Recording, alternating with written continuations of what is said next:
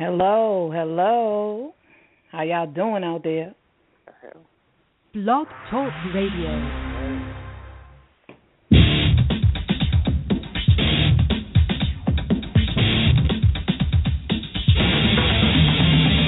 Welcome to Rage Against the Regime Radio, where status quo is taken to task. With your host, Bobby Who's the Man. Don't be a stranger. Give us a call at 929-477-3565 or contact us at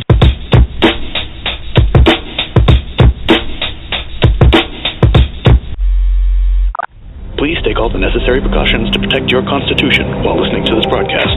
3, 2, 1. Coming to you live via the internet. It's time for Rage Against the Regime. Let's get ready to rumble! Finally, a show for patriots, defending the Constitution and uncovering the truth at every turn, bringing you exclusive interviews and covering the topics the mainstream media doesn't dare to touch. Call in and join the discussion at 929-477-3565. That's 929-477-3565. And now, here are your hosts, Bobby Who's the Man and Becky Williams. Rage Against the Regime. I'm the man, I'm the man, I'm the man. Yes, I am, yes, I am, yes, I am. I'm the man, I'm the man, I'm the man.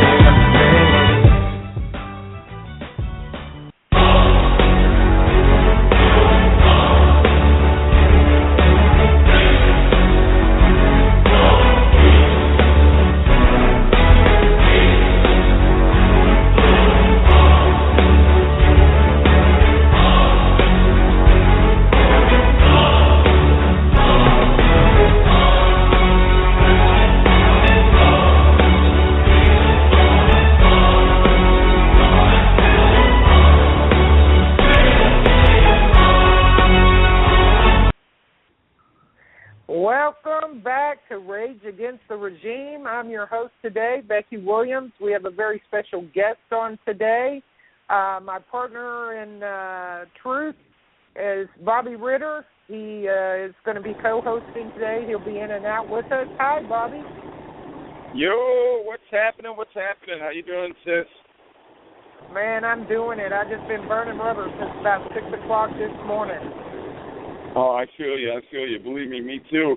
I'm really looking forward to today's guest, that's for sure. I mean, you know, as you said, I'll be pretty much in the background, but I mean, I'll be queuing in when I can. But really looking forward to this guest today. I mean, for those of you that have no idea and haven't seen the video, I have no idea where you've been because the video went viral, over 1 million views. I think the last count that I saw was like almost 2 million views, and I don't know where you've been if you haven't seen the video, so I'll let Becky do the introduction for it. Okay, Bobby, our guest today is Lena Pullman. Miss Lena Pullman is a sister, new friend, and I'm sure she's going to make her way back to us. She goes by Battle Cat, and the video you were talking about is Battle Cat World on YouTube. If you folks haven't viewed that yet, had some problems, little technical errors today, and I do apologize to the listeners that called in earlier. I was the one who screwed up the time frame, but I was unable to attach the video and the body of the content of describing the show. I would invite you to go look at that video if you haven't seen it. Bobby, like 1 million people have seen her video. She went viral, but you know why? Because she tells it like it is. She didn't hold any bars. There was no bell curve. Let me tell you something. I have the utmost respect for this woman. Lena, would you please introduce yourself to the crowd and welcome to Rage Against the Regime. This is her debut on radio. Thank you, everybody. Thank you, Becky. Thank you. I forgot your co-host's name. Bobby, baby. Thank you so much for having me on.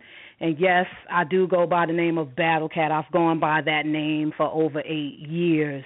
And actually, that video on Blaine Cooper's page actually was viewed by over 5 million, and it was shared. It was shared by over 400,000 people.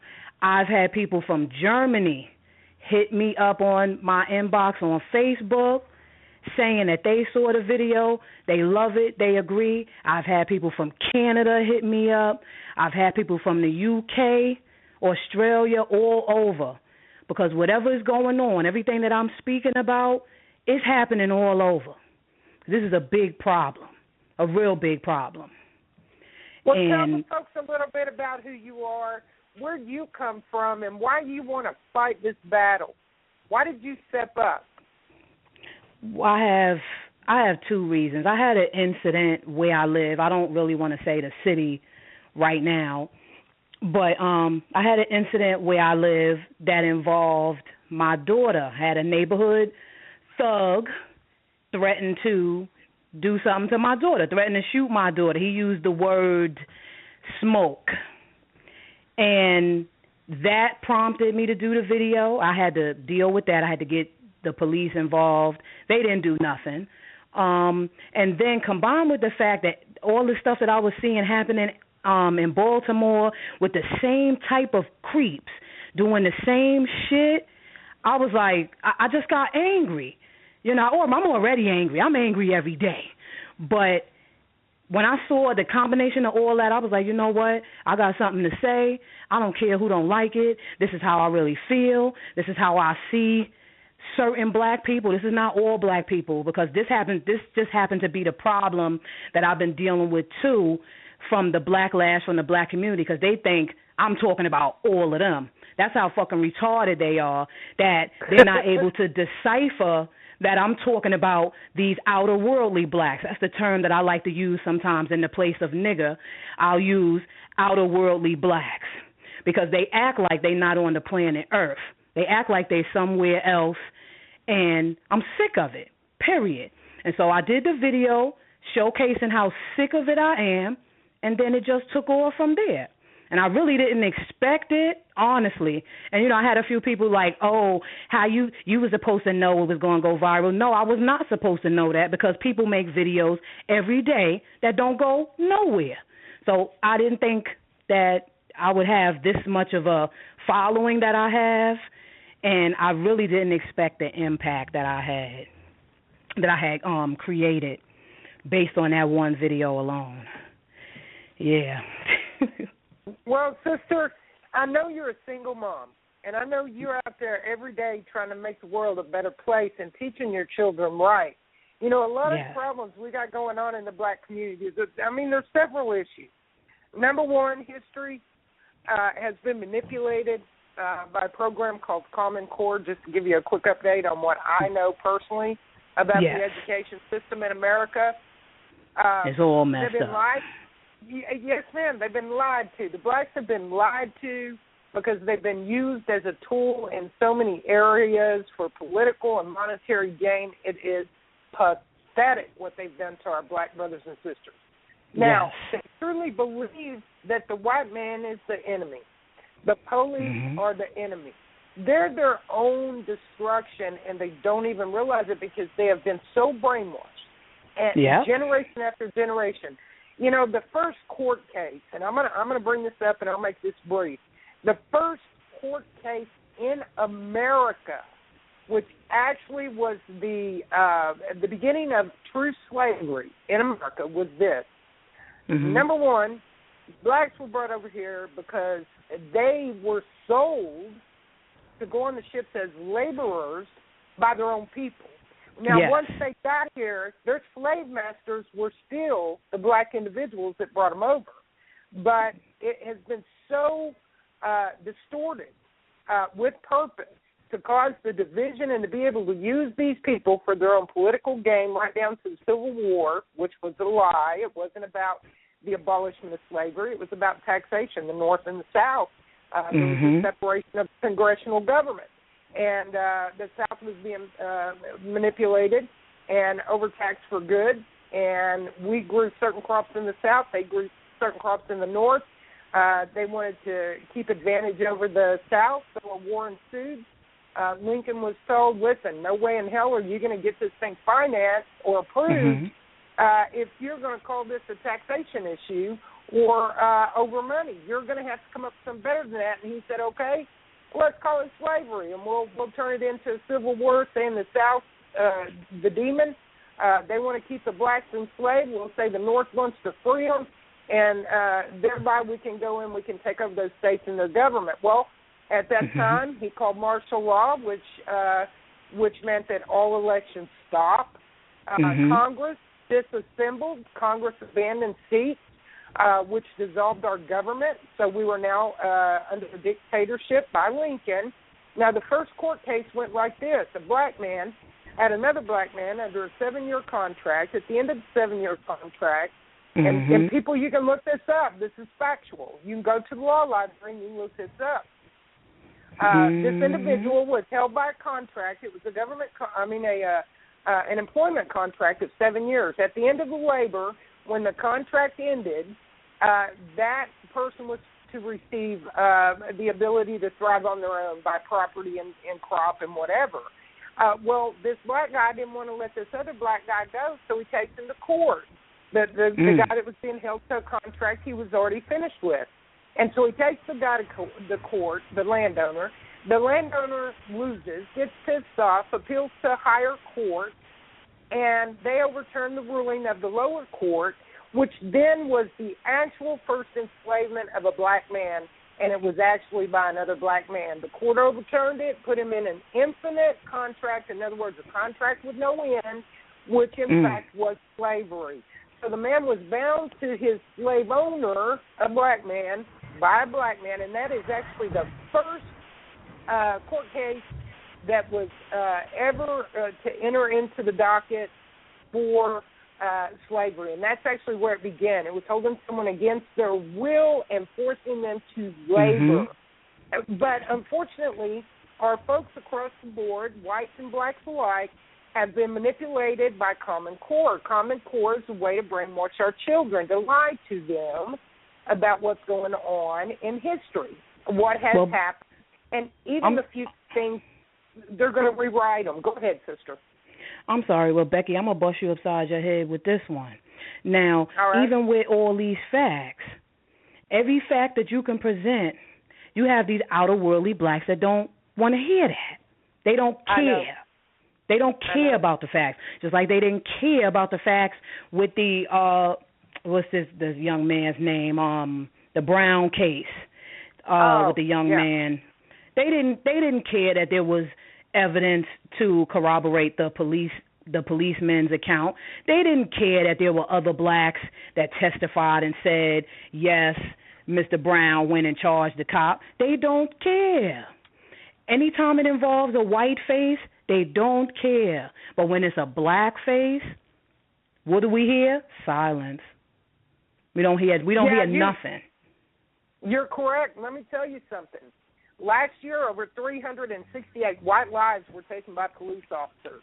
163 black lives were taken by police officers. And you don't see a bunch of people getting up in the street and thugging and stealing and looting over a white man being killed by a police officer. Yes. You don't. Yes. It doesn't happen. These blacks. You've got a government.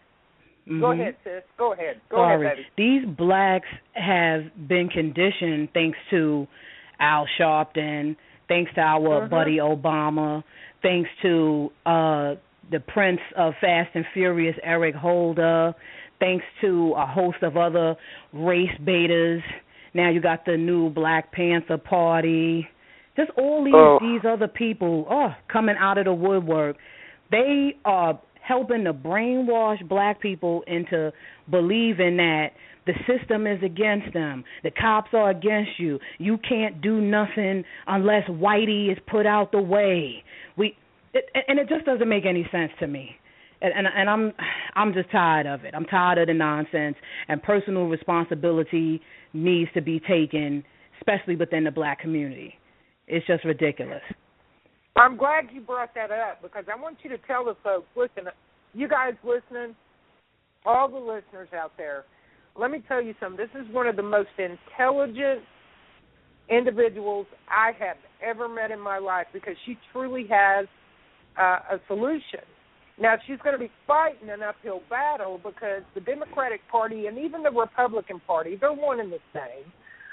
They use the black community as a tool. They use them for genocide, not only amongst themselves, but against the whites the white people, then they use them to facilitate the prisons. It is a moneymaker. It's $1 billion industry to keep them rolling in and out of jail. They use it to pump money into the court systems, into the bail system.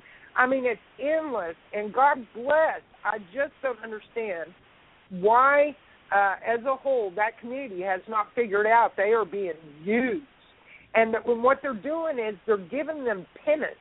They're giving them a little bit of money on welfare, and they're giving them public housing that quickly turns into slums because of the criminal activity, the lack of education, the repeat of generational ignorance where they're not raising their children, and they're teaching them the hatred that they already have in their own hearts. And so it's just perpetrated, and it's an endless flow of insanity, in my opinion. But this lady has a program that she is trying desperately to implement to start changing things. Sister, will you tell them about your program? Okay. Right now it's called Team Battle Cat, and anyone who's interested and if they want to take a closer look, they can go to teambattlecat.org. Now, I teamed with an organization and with another individual that I can't name at this time. And what we are trying to do, we're trying to combat the damage that Al Sharpton, Jesse Jackson, and the Democratic Party, members of the Republican Party, the progressive left agenda, and a host of other race baiters. We're trying to undo the damage that has been done to the black American communities. And that damage is basically the blame the whitey mentality, the something for nothing mentality, what's yours is mine mentality, the mentality of if you're black, you can't be nothing unless you're a basketball player, a football player, or a rapper, and also we're trying to reach blacks, especially in the schools, especially our young children in these schools. And even my children are a victim, really, of the children of outer worldly blacks that want to torment them because they're smart, torment them because they're pretty. Something needs to be done. And also, blacks need to understand that blaming whitey is no longer acceptable in today's society, and it's definitely not a viable reason or excuse for the failures within the black community. We also we're trying to encourage personal responsibility. Just like I spoke in one of my videos that I had to take personal responsibility for my failures. Okay, I'm not just a single parent, but I'm a single parent of 6 daughters. I'm not indifferent to some of the things that has gone on in the black community. And like I said in my one of my second videos, if anybody goes on Battle Cat World to view it, I made it clear. I said I used to be a part of the problem. I was dating somebody that I shouldn't have dated, protected somebody that I should have kicked to the fucking curb, and I suffered a terrible price for dealing with certain types of people. But that's one of the things that I want to talk about with our young people too, and I want to do that through Team Battle Cat. We have to show our young people that you can come from garbage and still be productive. Not you come from a bad home, so now this is all I know and this is what I have to continue. No, that's a lie from the pits of hell that can no longer be accepted. And also we want to encourage self-reflection and personal responsibility, like I said earlier. And most of all, the main thing is we are trying to unify America and Americans minus the bullshit. So those who you don't want to be a part of America, especially with all this walking all over the flag bullshit, then maybe you need to get your ticket and go somewhere else. Go to Iran or Syria and go walk over there on the flag, because then they'll watch you walk on it and then kill your ass too for coming over there. Amen. So you go ahead with the bullshit, but that's the main thing that we're trying to do. And I definitely need help and support because I don't want to be a keyboard hero, which is what a lot of people are doing. They're sitting behind their computers, complaining about what they want to do, where they want to go, what should change, but they don't want to physically do nothing because they're comfortable. They don't even want to help the people who's willing to be the foot soldiers for them because we know there's people that's not willing to walk out into the line of fire. But, I mean, give the support, whether it's financial, whether it's a plate of food, whether it's clothes, gear. We need help. And if you really love America, then it's time to stop playing. We done played enough. Look at the country. It's been going down a cesspool for probably before Obama even came here. It's been going down. But since Obama, we see blacks are getting bold, and they ain't getting bold to do the right thing. They're getting bold to do the wrong thing, and we have to combat that. Just like enemies of America, they're uniting and trying to get shit done to destroy this place. We need to unite and get together to keep this place. Because as far as I'm concerned, this is the last of the free world, and this is my personal opinion. Because once this shit goes down, we done. Where we going? You're right. You know. You're right, sister. I couldn't have put it better myself. Every point that you just made, you are spot on. You're on target. We do have a lot of keyboard warriors, and I'm not saying anything against the folks out there that are researching and sharing information that have disabilities or inabilities financially to get up and do something. But everybody can do something, whether it's push the fundraisers, donate something for auction, a gas card, a gift card, whatever you can do to get those foot soldiers to the places they need to be, because, by God, they are standing in the line of fire. I stand in the line of fire every day. Every day. Nobody earns a penny of what I do. Nobody. Bobby doesn't ask for money. Jim doesn't ask for – we don't ask for money. And it's very difficult because we still have bills to pay. We still have a life to live. We still have families like you, but there are people like you stepping up to the podium, and you're telling the truth, man. You're truth stinging the hell out of people, and I understand that you're catching a lot of flack on that. Tell me about some of the things that you've had to experience already that are negative. I've had people come on my YouTube channel, and this is what they called me. I was called Aunt Jemima. And, you know, I love Aunt Jemima, so, you know, fine. You could call me Aunt Jemima. Right. I was called Aunt Jemima. I was called a coon, which is their favorite word. I was called a sellout. I was told to go back to my white husband and fuck your white Jesus. I mean, I don't even have a husband, let alone a white one at that, so I don't know where the fuck that came from. I had another one call me a filthy bitch. You talking about our people like that. And then we had this other fool. You know, I ain't going to call her no names right now because she did address me as Sister Battle Cat, so I'm going to let that slide. But she made a whole, I think, 15-minute video dedicated to Battle Cat. Thank you. I'm not even going to mention her name because I'm not giving her no airplay. But she made a 15-minute video dedicated to me and basically was saying that why was I talking about calling our people little bastards and little niggas when you could have used the words misguided. And then I'm saying to myself, you fucking black bastards out here, you don't have no problem listening to the word bastard, nigga, thought, or we go into the club and throw money up when you're listening to the rap music. It's not a problem. Or when you watching these black films that always show black people as drug dealers and the homeboys shooting up their friend, you don't have no problem when you seeing that shit or hearing it. But because I said it, it was a problem. And then I had motherfuckers talking about my lipstick, saying, bitch, you look like a clown. Why is your eyebrows red? What are you doing? But not one of them could say, you wrong. Or not one of them, matter of fact, let me correct that. I had two black brothers that had a legitimate, I'm not going to use the word legitimate, they had a conversation with me, and I had appreciated that. They had expressed that they didn't like it, and I had expressed why I said it and blah, blah, blah.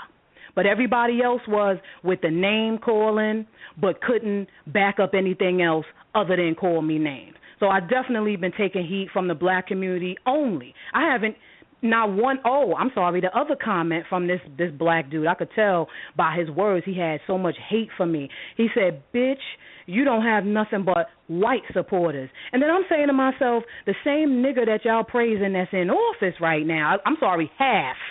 He's half black as well as white. Okay, he's both, which black people seem to not, see. Obama wasn't just elected by the black vote. He was elected by the blacks, by dead people, and whites. And his whole campaign was funded by white people, by George Soros and a couple of others that got the money. So what are you talking about? I got white supporters. I ain't shit. Hey, I'm gonna drop a bomb on you in the listening audience now. He ain't even black, sister. He's friggin' Arabic. He is from the House of Saudi. He wasn't born in Kenya. We've already had the genealogy and the researchers out there find out who he is. That's why they made this big fiasco about his eligibility. And he grew up in Hawaii. He was here on a foreign visa. He bowed to the Saudi king. He took Princess Jewel on his neck, and he sits as Security Council seat over the UN. He's Muslim, he's Arab, and many individuals that come out of the Middle East look black. They're not black, and they have black in their genealogy. This man is Kenyan like I'm friggin' Chinese, girlfriend, and I am dirty blonde and blue-eyed. You know what I'm saying? I mean, seriously, let's step out. I got more black in me than he does. You know what I'm saying? But they had to use that. They had to use it, see, because it was he's the finisher. First of all, he wasn't elected. The unfortunate thing is a lot of these people out here, especially the black, the community, the Hellraisers, the entitled, they're out there claiming that's their king. Well, let me educate them if they're listening, and I'm hoping we have a whole lot of them listening. You don't know how votes work. That's all theater is so the people won't rise up and go into Washington and kick the friggin' door in because they're all so corrupt up there and handpicked by the corporations and the UN and the New World Order and the banksters. That's who puts those people in office, to be quite honest. But here's how it works. It's called electoral college. Electoral votes come out of certain states based on the population census in that area. That's why they've been real busy changing the demographics before the next election so that a certain number of electoral votes will come out of a certain area, which gives them a swing. Now, electoral college is not dictated. There's no oversight committee that says that electoral college has to vote based on popular vote in their area. In other words, there's no congressional or federal or constitutional oversight that tells them you have to follow a guideline and you have to cast your vote according to the general populace. Now, it's unfortunate that we have so many ignorant people in America. Even I have patriots. I'm still preaching that word to and telling them, listen, don't listen to me. Go look at it. It's there for you to find it, and it's in the book. I mean, Jesus Christ, go look it up. So, people are lazy. They don't want to hear that shit. So, he wasn't elected a first time, but they used the theater of the dead man's vote, the white vote, and the big campaign, and all the big money and all the bullshit, the theater. And it makes Americans feel like they actually picked their leader. Well, they didn't. They did. He's the finisher. He's here with a purpose. He's here to divide America. He's here to cause a racial war, and he wants to call martial law. Well, here's the deal. If martial law gets called, there is no election. Everything is frozen. That's why this government is a de facto government. The coup d'etat has already been performed. See, Lincoln was executed before he had time to lift martial law. Congress dispersed, abandoned their positions, therefore it dissolved Congress. The Congress that's in place since Lincoln, the presidents in place since Lincoln have been illegal. There was no reformed government. The More like a dictatorship was still in place. Exactly. The dictatorship was still in place. The corporation took over, and this is how it is. But, see, there's so many uneducated. Do you know where Common Core came from, sister? The thing that's fucking our kids' heads up so bad? It came out of the UN. It came out of the Muslim Persia. It came out of the Muslim people. And it's Common Core. It's implemented globally. It's one agenda. It is to control and brainwash our children, to twist their little minds, to condition them to be acceptive or of a communistic or a socialistic agenda. The Common Core that they're teaching your children right now and my grandbabies is actually this. Our forefathers were terrorists, that established the country, and that jihad fighters are actually freedom fighters. They're teaching them the pillars of Islam. They're teaching them there's no other God but Allah.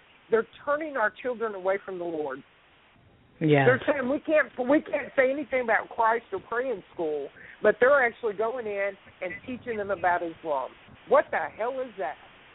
And if you've noticed, brothers like I can't call them brother, the subhuman like Farrakhan and the Black Panthers and the Muslims, the mayor up in Baltimore actually thanked the Nation of Islam for helping her put together the protest, giving the idiots that did what they did in Baltimore recently the go-ahead, telling the police, don't do anything, let them do what they want to do. So they got out and give them space. Burned buildings. That's what she said. Give them space to destroy. Well, guess who helped them organize those protesters and get all those thousands of people in there? The frickin' Nation of Islam.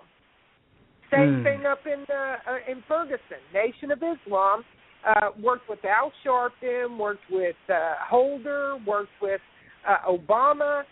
They hire professional organizers because that's real socialistic of them. That's where they all come from. And so they go out and they go out and recruit, get into social networking, knock on doors, get with organizations. The hater club, that's what I like to call it. They're all haters. They hate hell, they hate themselves. They don't even know why they hate. They just hate. And they go out and they get them and they bring them in. And as a result, we had police officers who were hospitalized. We had citizens, whites, just for being white in Baltimore and being on the street, bashed in the head with trash cans, drug out of a bar, jumped on like rabid dogs, 15 of them, just kicking the hell out of this guy's head. And the police can't do anything because they've been told by the mayor, who has power and control over the commissioner, who has power and control over the police force, have already told them to stand down. Well, that directive came from the DOJ and from Obama himself. Yeah, they setting us up. They setting the uneducated. They setting up the dummies. Even like I said, there's some white dummies too. They right on board with the bullshit, and they being set up and they being prepped for the bullshit, for the civil unrest. And I also stated in one of my videos that I would not be surprised that blacks, especially blacks, would join ISIS. They will, because Islam targets the black community. They recruit the blacks. If I can interject, go ahead, Bobby. They already are, and the way that they're doing that is by joining. They're actually recruiting in jails. Okay. Yes. So that's where it all begins. Is they're recruiting in jails through all the gangs, and then it goes even higher from there. Yes.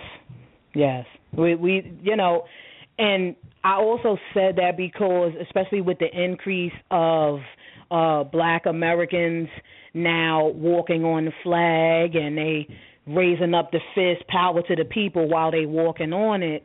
And I just said to myself, we'll be seeing you soon with your little Muslim scarf on, trying to murder us, because that's all you good for. Y'all share the same ideology as the Muslims, that we hate America. America's the big Satan. It's against us. It's against everybody.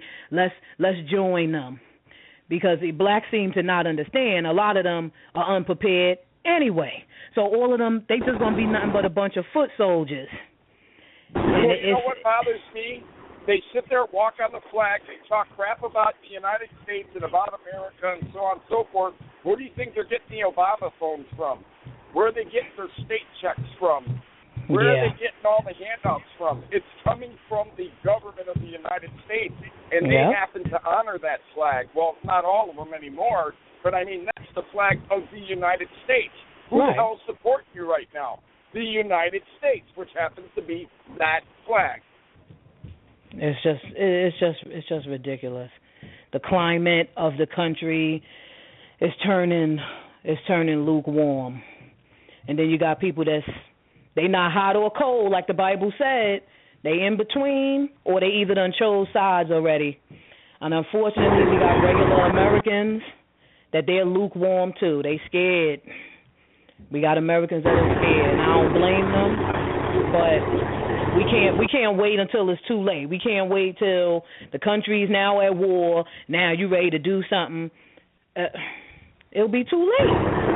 I'm scared that what's going to eventually happen. Okay, I mean, with all the things that are going on here, let's take Ferguson. Let's take some of these, things that are going on at these colleges and everything. What's being done to us right now is they're trying to cause a civil war through race. Right. Okay? And unfortunately, it looks like it's happening because look at how many gentlemen, being of whatever color, white, black, whatever, they're all going for it. And now they're spewing hatred towards one another, and all it's doing is inciting a war, okay? And that's the plan of action from the elite and the NWO and and the powers that be and the regimes that we fight against. They're doing that because they want to take away all the guns. They want to implement, this martial law and everything else, and they want to take away our freedoms. What better way to do it than to have us fight each other?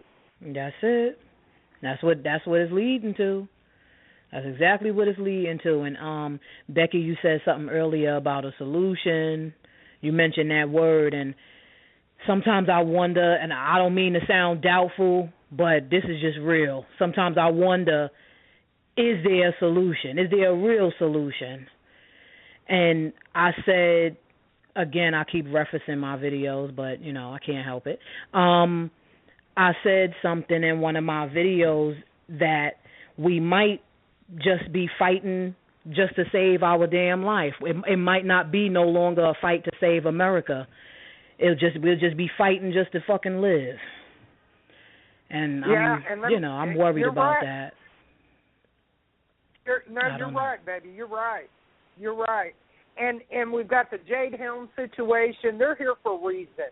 They're trying to incite violence. They're trying, and when I say they, Al Sharpton, the tax invader, he's guilty. Listen, here's the deal, and my people have heard me say this 100 times. Battle Cat, you and I get in a car. We go down the street, and I say, hey, you drive for me, man. I need to go into the bank for a minute. I go in. You may not even know what the hell I'm doing. I go in and I kill somebody. I jump back in the car, and I say, go, go, go, go, go. You take off. They catch us. You're going to cop the same charge for a capital murder that I'm going to get because I pulled the trigger just because you're with me and you were driving the vehicle. Now, here's the deal.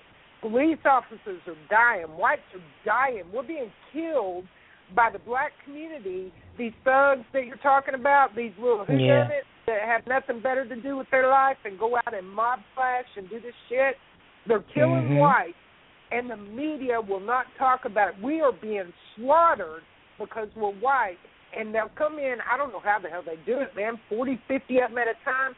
Knockout game, guy's head hits the concrete, boom, he's dead. Severe injury, hematoma, hemorrhage to the brain. They're done, and they're dead. Nobody's held accountable. The police officers are not able to put task force together to battle this in the streets, but at the end of the day, the white people are getting tired of it. But see, here's my problem. I got black family, and I got white family, and this government is making my life a living hell. They're making my life a problem in my own home because my black babies are taunted because they have white family, and my white babies are starting to be taunted because they have black families. That shit ain't cool with me.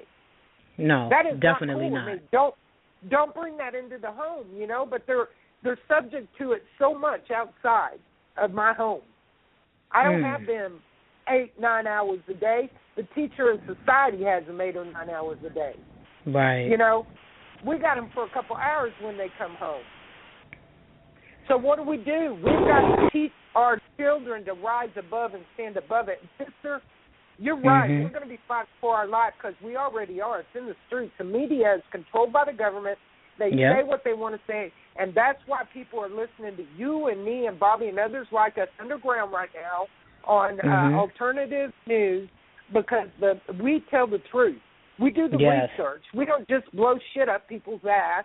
I've got teams out here. Bobby's got people out here that do nothing but research so that when we deliver it to the people that are listening in, we can challenge them to prove us wrong. And if anybody out there can prove anything that Battle Cat has said, because I know you're spot on, I know it, or Bobby or me or anybody else, if you can prove that we've misled you or given you misinformation, go find it, bring it back, and I will retract a statement and apologize in a heartbeat. Will I not, Bobby? Yeah, absolutely. Absolutely. Well, you know, another thing I want to bring up before we go into any other directions, okay, it's not a secret I live in Chicago. You want to talk about crime? Black on black is a terrible thing right now, too. I mean, in Chicago, you want to talk about murders? I live in the murder capital of the world. And, I mean, on any given weekend, I mean, we're talking about 20, 30, 40, 50 people getting shot in a weekend. And I ain't seen Al Sharpton yet. Marching nowhere. Nowhere to test. Because you won't see him out here because there's no news cameras talking about this, okay? There's no black and white issue here where he can bring up, oh, the white people are bringing us down and this and that, while he's sitting there getting paid by MSNBC or whatever the hell media network he works for right now. Who the hell do you think's paying you and put money in your pocket? They do that on purpose. He's doing that on purpose. Yes. He's guilty of murder. He's an accessory to incite murder. Policemen are dying. Blacks are dying. Whites are dying. All for the love of money.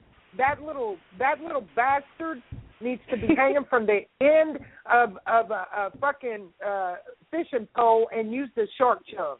You know, he seriously is a vile creature. Listen, he is the depiction of the devil's minion. Al Sharpton, if you hear this, you will pay for what you're doing, buddy. You will pay. People are dying because of you. Hang Farrakhan up there with him because I can't stand that bastard either. Who is that? He is the worst. He's the worst of them all. Oh. He's the worst one. Man. And a lot of people, I don't know if it's true or not, but to my understanding, he has ties. And I guess he was a general for one of the black gangs here in Chicago for a long time. Now, I don't know if it's true or not. I don't know. You know, I can't really say that I know it's true, but I've heard that for the longest time, that he had some kind of ties to one of the Chicago street gangs. That wouldn't surprise me because it was alleged that 2 street gangs, you know, called a truce in Baltimore, but they can't call a truce any other time, right? To stop killing each other.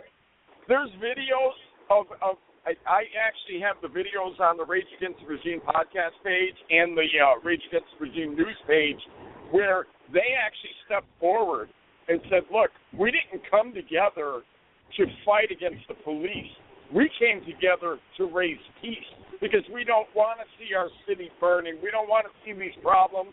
And then you see videos of them out there protecting the police. They were the gentlemen that were standing in front of the police saying, if you want to go to them, you got to go through us. Yeah, I saw that, man. I did see that, too. And the other guy, the veteran, Valentine, oh, man. Yeah. That was he was awesome. Out there raising a muck, wasn't he? Yeah, he was by himself, standing in front of the police, and more, young black teenagers, or they could have been, just young black men. I don't know if they were teenagers, but they were coming, trying to do more damage, and he just kept saying, "Go, just go, go home, go yes. home." My favorite one was the mama that taught her son out there and was whooping his ass all the way home. Yeah. and check out this lame comment that I heard. Not that I heard, I seen it. And this came from a black person saying, look at her. She pimping her son for massa. While she was standing next to the guy at CNN with the white hair. I forgot his name. But yeah, they just was saying she pimping her son for massa. I guess because she was on these all these shows and she probably was getting a few dollars. Yeah, why she can't get a few dollars? Shit, she should. I don't see what the hell the problem is. You take a few dollars with your sister to get out and tell the truth, do something right. Just the hell I would. Every dollar in Al Sharpton's account, the little bastard, every dollar is blood money because he's caught. You're right. He won't stand up for the black community. He won't go call a black on black crime and go into those communities and put his efforts into helping them reform and educate these children and these youth that are coming up and acting foolish. They're acting foolish, and this is how sad it is. You've got a government who is using these children, these young black youth, for destruction as their foot soldiers.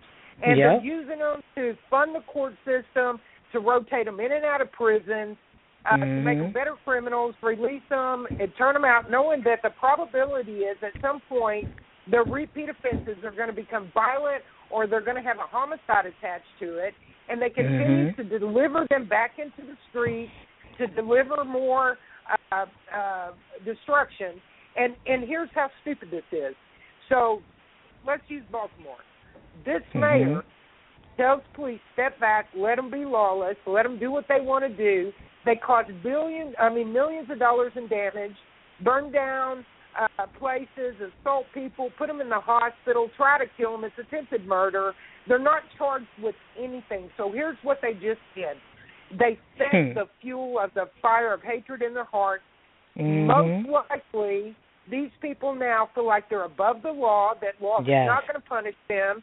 They now have zero respect, if they had any at all, for law, and they're going to continue to challenge the police officers and do more and do what they were doing before, but do more than what they did before, because they've been given a green light by Obama, by the Department of Justice, Eric Holder, by the likes of Al Sharpton, their own mayor, and their own governor let her get away with that, and for that they should all pay the price. Soon after that, more police officers were murdered. They were assassinated. Yeah, and you got people in the black community, the outer worldly blacks, because, like I said, I don't want any black listeners, regular black folk that go out to work and they raising kids. I just want to make that clear. I'm not talking about any of you, but I'm talking about these outer worldly blacks. They loving this. They love to hear that another cop that don't have nothing to do with what could legitimately be going on, because yes, we do know that there are bad cops as well as good cops, just like there are good black people and bad black people and white people that's good and that's bad. We know this, but you cannot penalize people that didn't have nothing to do with the actual ills that are affecting society. You don't have a right to go and just murder a cop just because he's a cop, or murder a white person just because they're white, or even murder a black person just because they not falling in line with your agenda of how you believe a black person should act. I mean, it's just getting freaking ridiculous, you know? And I'm just lost for words at times. But I know, sister, I know. I feel you. And, you know, like I said, it makes it hard on everybody, because I have black people in my family. They're my family. I love them. I don't see color in my family. I think I told you earlier, I had some idiot on the phone asking me the other day what race I am. What's none of your damn business? I'm a human race. That's what I am. I'm human race. You write that down. I'm not going to separate myself by color. You're ignorant if you think I am. And she was, you know, at first she chuckled, but then I felt like she was offended because she went silent. Listen, I'm going to stand up and I'm going to go ahead and say this to everybody listening. When they give you a piece of paper, they start asking you what color you are, put human. When it says race, put human. When it says sex, tell them it's none of their business. I like to say not often, but, you know, that's just me. I like to stock effect. But you know what I'm saying? Here's how you get rid of the bullshit. You want me to tell you how to do it? It's real simple. Eliminate the minority button. Eliminate the separation of our people in this country. And when I say our people, we're all colors. It's a melting pot. Eliminate the minority button. When I ran for governor, that was part of my platform. One of the first things I would have done in the state of Texas is removed that part of the paperwork. I would have removed the special interest groups. I would have taken our black youth and our white youth, our Hispanics, it didn't matter, whoever it was, that have been on welfare generation after generation. I would have said this: you got 4 hours out of the day, you're going to do something for the state. We're going to work you for that money we give you every month. You got 1 year to get off benefits. The other 4 hours, we're going to put programs in place with businesses, and we're going to give the businesses incentives. And what we're going to do is we're going to step out front, and we're going to ask them to teach you a trade, a skill, or a business, or we're going to give you education. And how we're going to give you education is this. If you're over 18 years of age, we're going to allow you to join the Guard whether you've graduated or not. If you do 2 years, once you get out of the State Guard, then you're going to have 2 years of tuition free. Right. The state's going to put you in school. If you do 4-year contracts, you're going to get out with 4 years of free college. But make them productive. Give them back for self-respect. Teach them dignity. And give them the ability to raise their own, to provide for their own, to be self-sufficient. Teaches responsibility also. Yes. Absolutely. Because here's the deal. If you got to work your ass off for something, you respect it, and you tend to respect other people's property. If you're getting your shit free all day long or you're taking it, you have no regard for anybody else's property. It's not important to you because, you know what I'm saying? So why not? You tell me that wouldn't work. You eliminate the Al Sharptons. You eliminate the NAACP. There is no special interest group. And what is this shit?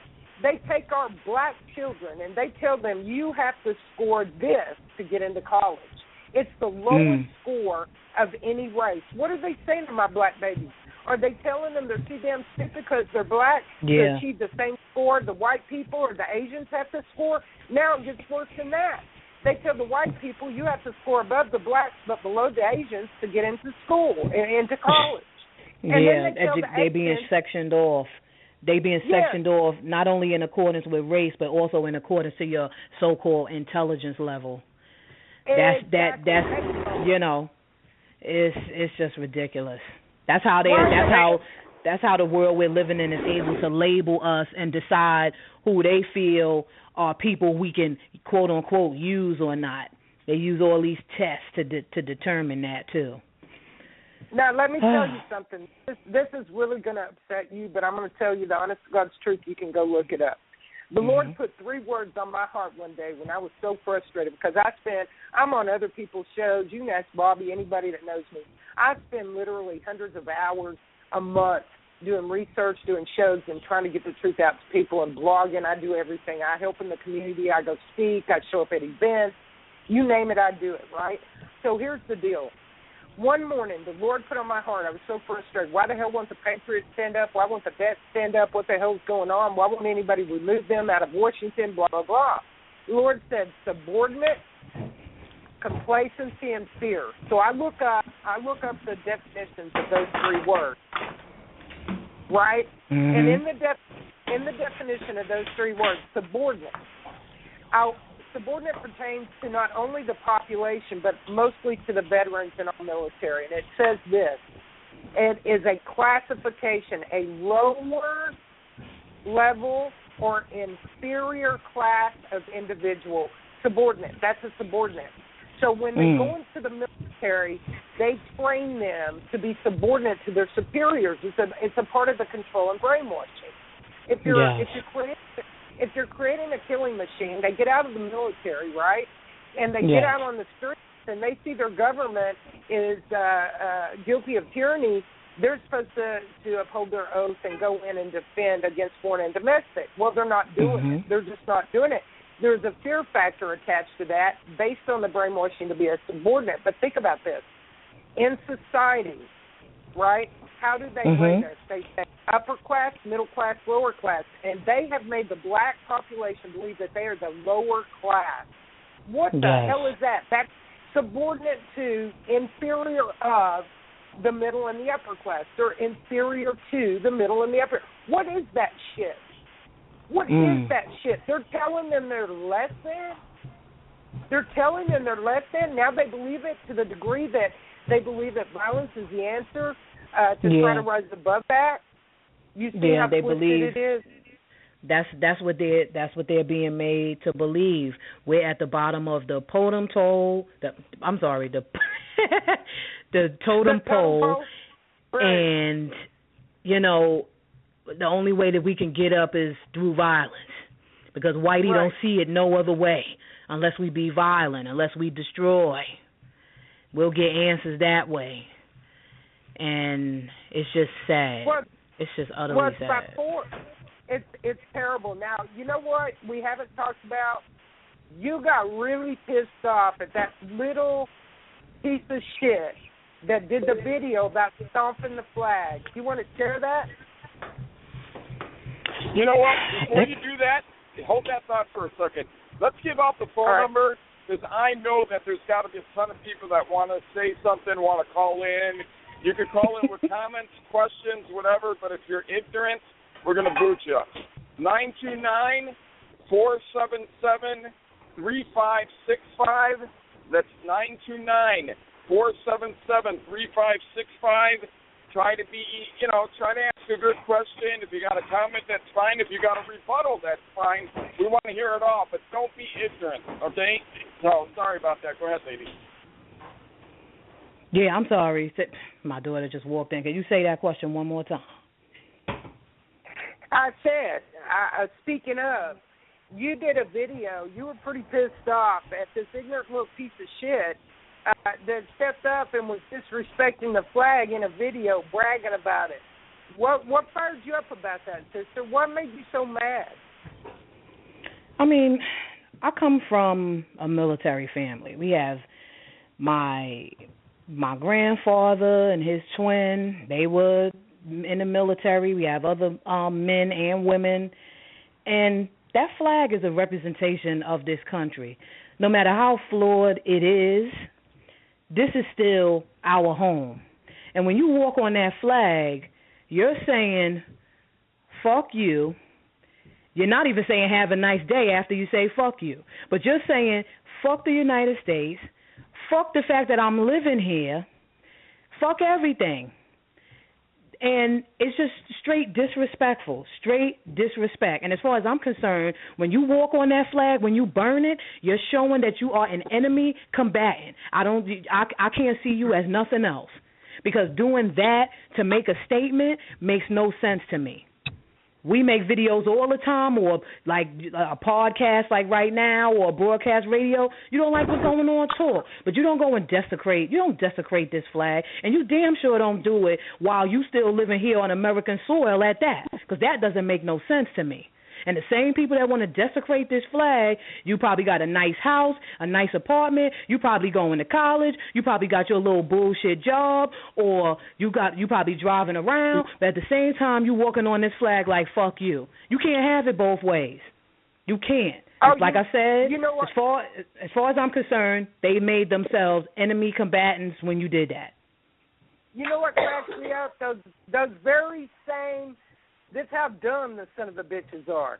They're claiming their First Amendment right, freedom of speech, to violate the flag code, which, by the way, is a felony that's not being enforced. They've amended those states to their own liking without consent of the people, which is illegal anyway. But for those who aren't educated, they won't get that. But they're stepping and stomping on a flag while they're claiming their right to search and seizure amendments, to the right to bear arms, their First Amendment right of speech. This is how ignorant the bitches are. They're stomping on it, yet they're going to stand up and claim the rights of it. Right. That's how it is. That's how stupid they are. Go ahead, sister. And that's what's going on. We have basically Americans who are showing themselves to be enemies of the country, but still want to use the laws of the country that you hate to back you up. And that's no different than Muslims who are here and who hate the United States using our amendments to back them up and at the same time punishing us with our same amendments. It just Amen. doesn't... Amen. You nailed it. Hey, Beck. You nailed it. Yeah. Hey, Terry. Hey. Yeah, this is Terry. Hey, you know what? My dad served in like World War II, and my ex-husband served in the Vietnam, and it's like they've suffered the consequences, and it wasn't white, yellow, black, or white, but they all served together for the country. Right. They did serve together for the country. And, I guess what irritates me the most is because, I have a black son-in-law. Mm-hmm. And, I know it. I accept him, and we have a great family. And what really irritates me is because, we're like a great family in one whole. And there's still those people that want to, kick us down. I mean, it kind of divides our family a little bit because it's like Ricky doesn't understand how to grasp this family because, I mean, I'm not prejudiced in any way. You know what I mean? Mm-hmm. Oh, I know that. Well, you know what, Terry? Lena, let me introduce you to Terry. I apologize. I should have introduced you, Terry. That's okay. Hi, Terry. Hi, girl. Cooper and I say Terry Cooper. It's Terry Hawkins until she changes it back.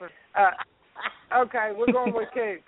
So this is the Coop. I went to school with Cooper. I went to junior high and high school with Cooper, and we've been friends for a very long time because I went to prom with George Washington. But anyway, so what happened was, not really, y'all. We're not that old. But anyway, Terry, I was at Terry's house just a couple of weekends ago. We had a little get-together, and I drove out about an hour away from where I live to go to her home. I was invited out for a barbecue, a bonfire, and I took an off again, on again ex who happens to be biracial, and we went out, and I actually met her son-in-law. And I'm going to tell you something. Not only did he look good, he's cool, man. He was a gentleman, and I fell in love with him. I'd never met him before. I fell in love with all the people that were at this bonfire. And I'm going to tell you something. We don't see color. Terry's like me. We don't see a color. I didn't see him as a black man.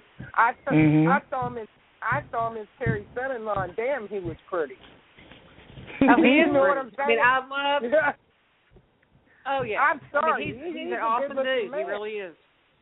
And he's a good guy. And who was that other gentleman that was there that came up with him? I fell in love with him. Oh my gosh, that was Theo. Yeah, I love Theo. He was the daddy of the. Oh my gosh, and boys, he's married to one of Stephanie's best friends, and he is the best father that I've ever seen. Oh man, he is amazing.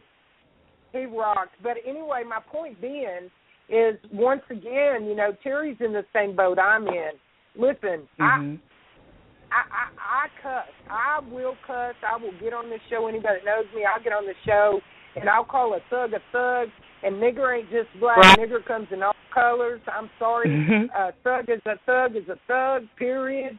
And I catch shit for it. Believe me, I get hate mail for it. When you using that word, I said, well, you weren't bent when somebody called me a white bitch. Why you twisted a cracker, right? Yeah, straight up. Hey, if you gonna call me a cracker, I'm a club cracker because I got booze. But anyway, I'm an American cracker. Thank you. I know, right? I don't want to be no saltine because I don't want to leave nobody thirsty. I'm just saying. But my theory is like you said, Lena. Yes. Listen, we're all in this together. We're Americans, and I appreciate the fact that you said Black American. You didn't say African American. This ain't fucking Africa. That's right. This is America. This is America. Hey, Becky. Okay? Becky. What? Becky, I do have to say something real quick. What? My with Stephanie marrying Ricky, my great son-in-law, it did divide a wedge between my dad and I. And, you know, he's like from the old school, you know, like, you know, the N-word and all that kind of stuff. But you know what? I love my daughter, and I did not raise them to be prejudiced. Mm-hmm. And so, you know, it's like I lost a relationship with my dad for like 5 years because I supported my daughter. It wasn't a black and white thing. It was just because I supported her. You know, so it's not just the, you know, like the blacks or whites. We're suffering for everything. It's not like, you know, I support my daughter because her choice was black. But so I had to like give up 5 years of relationship with my dad because I supported my daughter, and that's just not right. Definitely is not. No, it's not. And you know, unfortunately, like I said, this has been centuries of brainwashing and dividing our people, and the prejudice is everywhere. Whites and blacks have been brainwashed. Blacks are being brainwashed against whites, and whites have been brainwashed to hate blacks. Oh my! This is what we're dealing with. Yeah, that's and it's what we're terrible. dealing with. And this is why I said if we eliminate the minority button, there is no Black History Month because there's no White History Month. There is no Black College Fund because there's no White College Fund. There's no Black what's up with that. That's channel. Crazy. You know, there's no White Entertainment Channel. We don't do that. We don't need to do that. It continues to divide America. It continues to divide us. You know what? You get rid of all that special interest bullshit that feeds the Republican and the Democratic Party all of their funding and their agendas, and we start coming back together as a nation, as a people, people, right. as a human race. I mean, for God's sake, man, listen. Oh my God. I love anybody that has got morals, has standards, and has respect. Period. Absolutely. That's how I see you. When I look at you, that's what I'm looking for. I'm looking for your character. I don't give a damn. Absolutely. If you got one leg, you got a black arm and a brown arm. I don't care. I'm not looking at that. Now, mind you, I'm not gonna marry you because you goofy shit. But no, I'm just kidding. But you know what? No, right. saying. But I tell you one thing. You know, it's like I think that it's like, you know, when you have respect for yourself, no matter what color you are. You know, and if you're a working person, if you're busting your ass to do the best you can, I don't care if you have to be on welfare. If you're doing... Hello? Terry? Uh-oh. She's gone. She's Where out is country, she? Man. I'll tell you what, I would trust my life with that woman, and if you ever make it down here to Texas, we're going to her house. I make the Jell-O shots and the salsa. You just bring your body because they'll barbecue the food, and I'm telling you what, it's a damn good time when we get together. There's about 30 of us out of high school that we stay in contact with each other, and we're family, you know. And you know what I find terrible? That the children of this generation don't have long-term friends. Like it just changes and shifts. It's not like how it was like when I was growing up, or when I'm 37 years old, by the way, or when you were growing up, because I know you like older than me, girl. But no, I'm just playing with you. But it just was different. It just was different. Like, I still have my childhood friends from high school. I still keep communication with some that I've went to public school all the way up to high school with. But this generation does not have that. And unfortunately, they don't even know what it is to even be a friend. Well, That's you know why? very disturbing. They're disconnected, and they're made to be antisocial, and they're disconnected by way of conditioning and brainwashing. And you know what? For you moms and dads out there, listen, I used to fret, Lena. I'm serious. I got some grandbabies, And I'm disassociated with my daughter because she's kind of a selfish person, and we ain't getting along right now. I had her when I was young, so we're close in age, and she has no respect for me as a mother. And so we're divided right now. But she has 4 of my babies, 4 grandbabies. I have 1 child, 1 daughter, right? And I would cry. My hair was falling out. I wasn't eating. I was just fretting all day long because I know what's coming, and I'm thinking, how the hell am I going to save my babies? My daughter's ignorant. I can't do anything for her, but those are my babies. I don't want something to happen to them, and because she's all brainwashed with this Obama bullshit. But anyway, so I was fretting, and one day God woke me up. He did, Lena, and He put this on my heart. He said, Becky, He said, those babies are borrowed. They're mine. They're not yours. Those are a gift. Girl, I got goose pimples right now just talking about it. And you know what? He removed all that fear from my heart at that moment. He removed all that fret, all that worry, girl. He took me to my knees, to the very center of my soul, and He let me know that He was God. And when He did that, I was delivered from that anxiety. But I still fight, and I fought in a different way, and I stood up and I tried to run for governor so I could make a difference and stop the madness. And you know, I did a good job of it. And it gave me this platform, and now I'm listened to in over 30 countries, and, you know, millions of people are hearing us today. So the platform that was set before me, God had other provisions for me. He had another path for me in this battle, and I just answering the call. And He put you in my path, and He took you from who you were, and He's made you who you are. And now you want to go out and you want to make a difference. And let me tell you something, Lena. You said this. You said, I think we're too far gone. I don't know that we can do this. Listen, if you change one life, honey, you've made a mark. You understand me? Don't get frustrated. If you change one person's heart, if you show one person the truth and they receive it, you've done miracles. That's a miracle. I wanted to. You know what I would like to hear? I would like to see Elmer and Williams together. That would be interesting. Yeah, I'm Yes, he is awesome. He's my brother down here in Houston. Listen, you know how I met him, Lena? To us. He's been on here before. Yeah. Hey, Lena, you know how I met Elmer? Because he goes by E.T. You know, well, my daddy died, and my name is Becky Williams. My name is Becky Williams. My daddy's name was Elmer D. Williams. Instead of E.T. Williams, it was E.D. Williams. My father passed away, and I had been watching his videos and didn't realize his name was Elmer.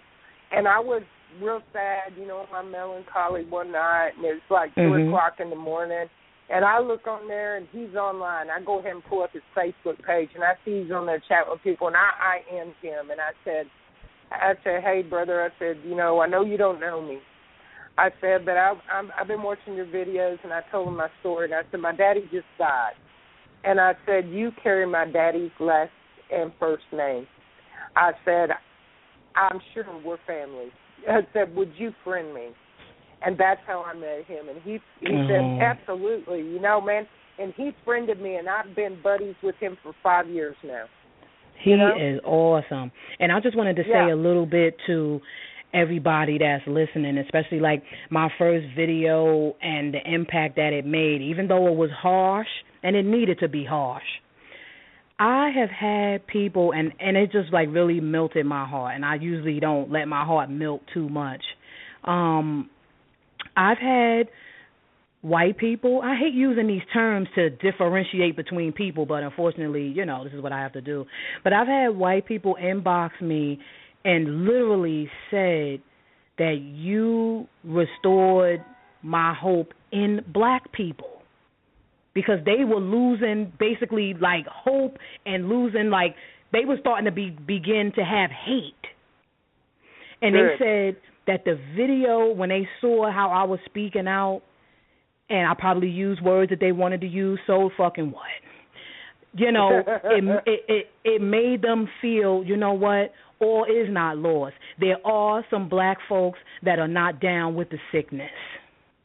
Right. Now it was like it gave them, like I said, hope, that big word, hope. It gave them a reason to still keep pressing and not feeling like all is lost. And another wonderful thing is a lot of black brothers and sisters that are coming out of for them, it's coming out of the closet. They're coming out of the shadows and starting to speak out in agreement with me about what is going on in our communities. And that's one of the biggest problems in the black community. They feel like if we talk about our own in a bad way, then that means we hate our own. That means we're turning on our own. And those are just lies to keep you enslaved to a people that you don't need to be enslaved to just because they share the same color skin as you. That's unacceptable. I'll tell it like this too. Listen, Lena, I'll tell it like this too, sister, just to clear this up for anybody listening where I'm concerned. I don't hate a race. I hate the things that certain individuals are doing. So it's not a racial thing for me. It's a character thing, and I just want to be clear on that because it comes in all colors. Listen, hate and discrimination and destruction is no respecter of persons. It comes in every color, creed, age, and gender. And for that, I have disdain. I loathe that character. And I'm going to ask the parents of them that are listening to us, if you have children, they're a gift. Understand that the foul language that I use does not make me less of a Christian. I'm just not as exemplary as I should be. But I am a king's kid. And, Lena, I know that you belong to the Lord, too. And Lena, you asked me if you could close the way that you would like to close. I know that you have a limited time, and it's time for you to get on and take care of your children and be a mom and a dad. God bless you, man. My prayers go out to you. That's a lot of work. But anyway, I'm going to let you close up, say goodbye to the listening audience. But before I do, Lena, will you come back and be on our show again? Or would you accept an invitation to come back anytime you want to do a show? And if we don't have someone running that night, we'd like to. Bobby, are you good with that, brother? Are you good with us bringing Lena back in? Or she has a show Absolutely. Yes. Yes, ma'am. I would love to come back. Bring her back. God bless you. All right. She's coming, Thank Terry. you. Terry's back on, by the way. Sorry, Lena? Yes, Terry. Terry. Right, baby. Terry, you got one more thing? Terry? Yes, ma'am. Oh, yeah. You got anything else you want to add or you want to talk to Lena about before she wraps it up, baby? She's got to go get all her children.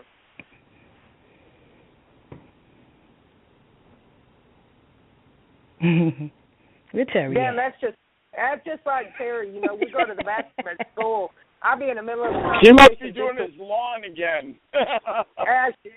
She'll walk right out the damn bathroom door, man. I'm like, where the hell did she go? I was in the middle of a conversation. What is that? But anyway, I had somebody with their hand up, but they dropped off. Terry dropped again. She's out in the middle of nowhere. I literally, y'all, it took me like an hour to find her the other night to go to the bonfire. But anyway, go ahead, sister.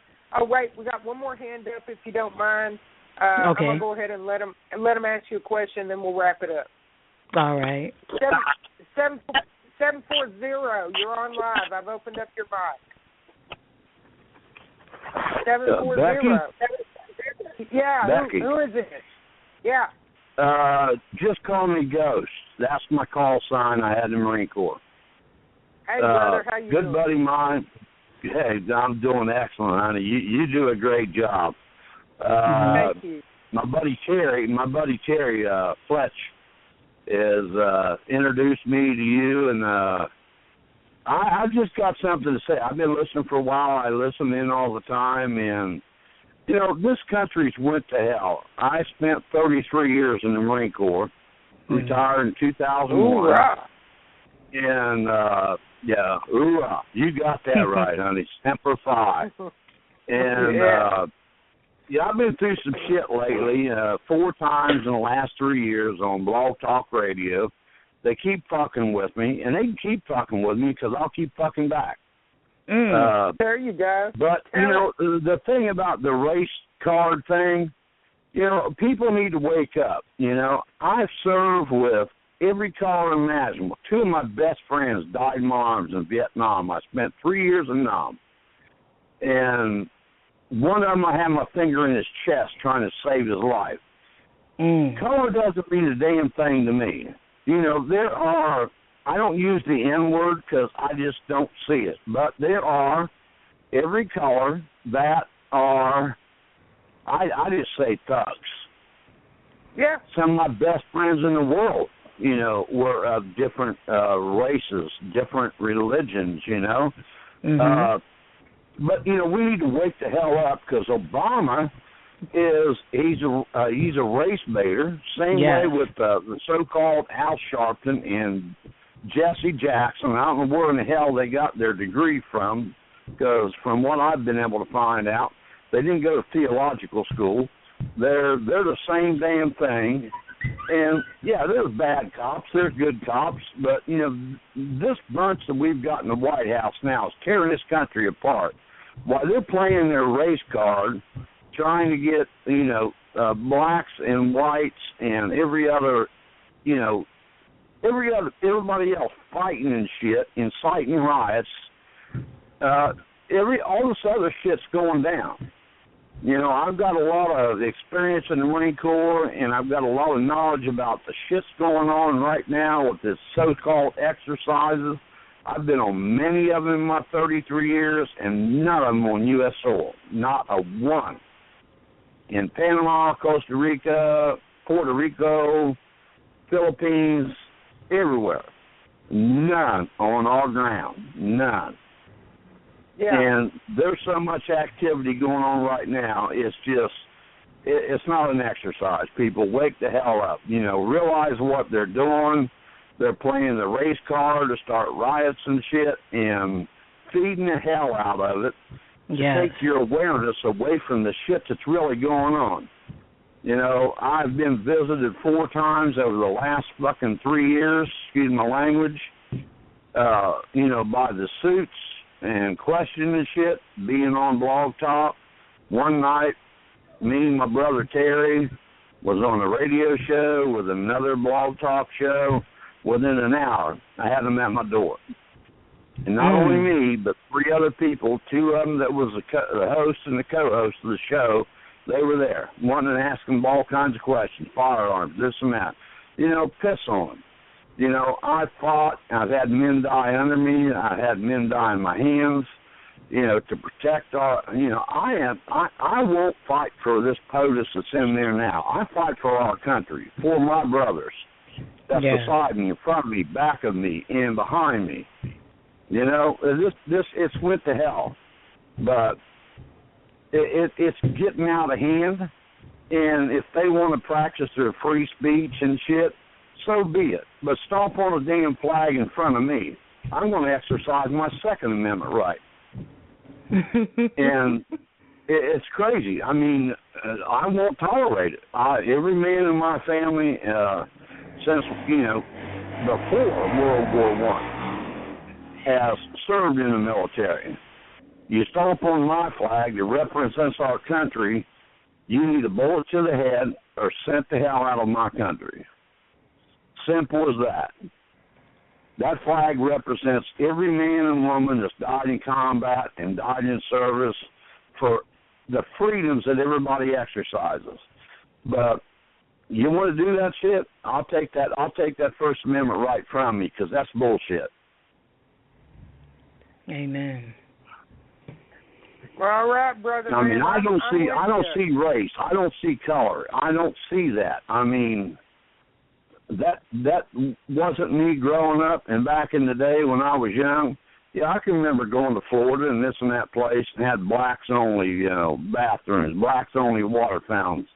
Bullshit, There's thugs of every color. I don't give a damn what color you are. A thug's a thug. But that's fact. That's what we're saying. All right. Yeah, I mean, and I agree. I agree with what I've heard in the last half hour or so, and you've got some good people on there with some good knowledge and a straight head. And that's what we need. Right now, instead of us fighting each other and destroying towns, we need to unite. Yes. And instead of fighting in the towns and shit, and let's get together as one people under the Constitution, under the flag. Yes. And stop the tyranny bullshit that's going on with this country. That they're causing distractions to keep our mind off the shit that they're doing. Because they're planning behind the scenes. We're sitting here playing the race game, and behind the scenes, they clapping their hands, they rubbing their hands like the flies do. Exactly. Okay? Exactly. And when the time comes, everything is like, okay, now the war done started. Here, boom, let's do this. That's exactly what they're doing.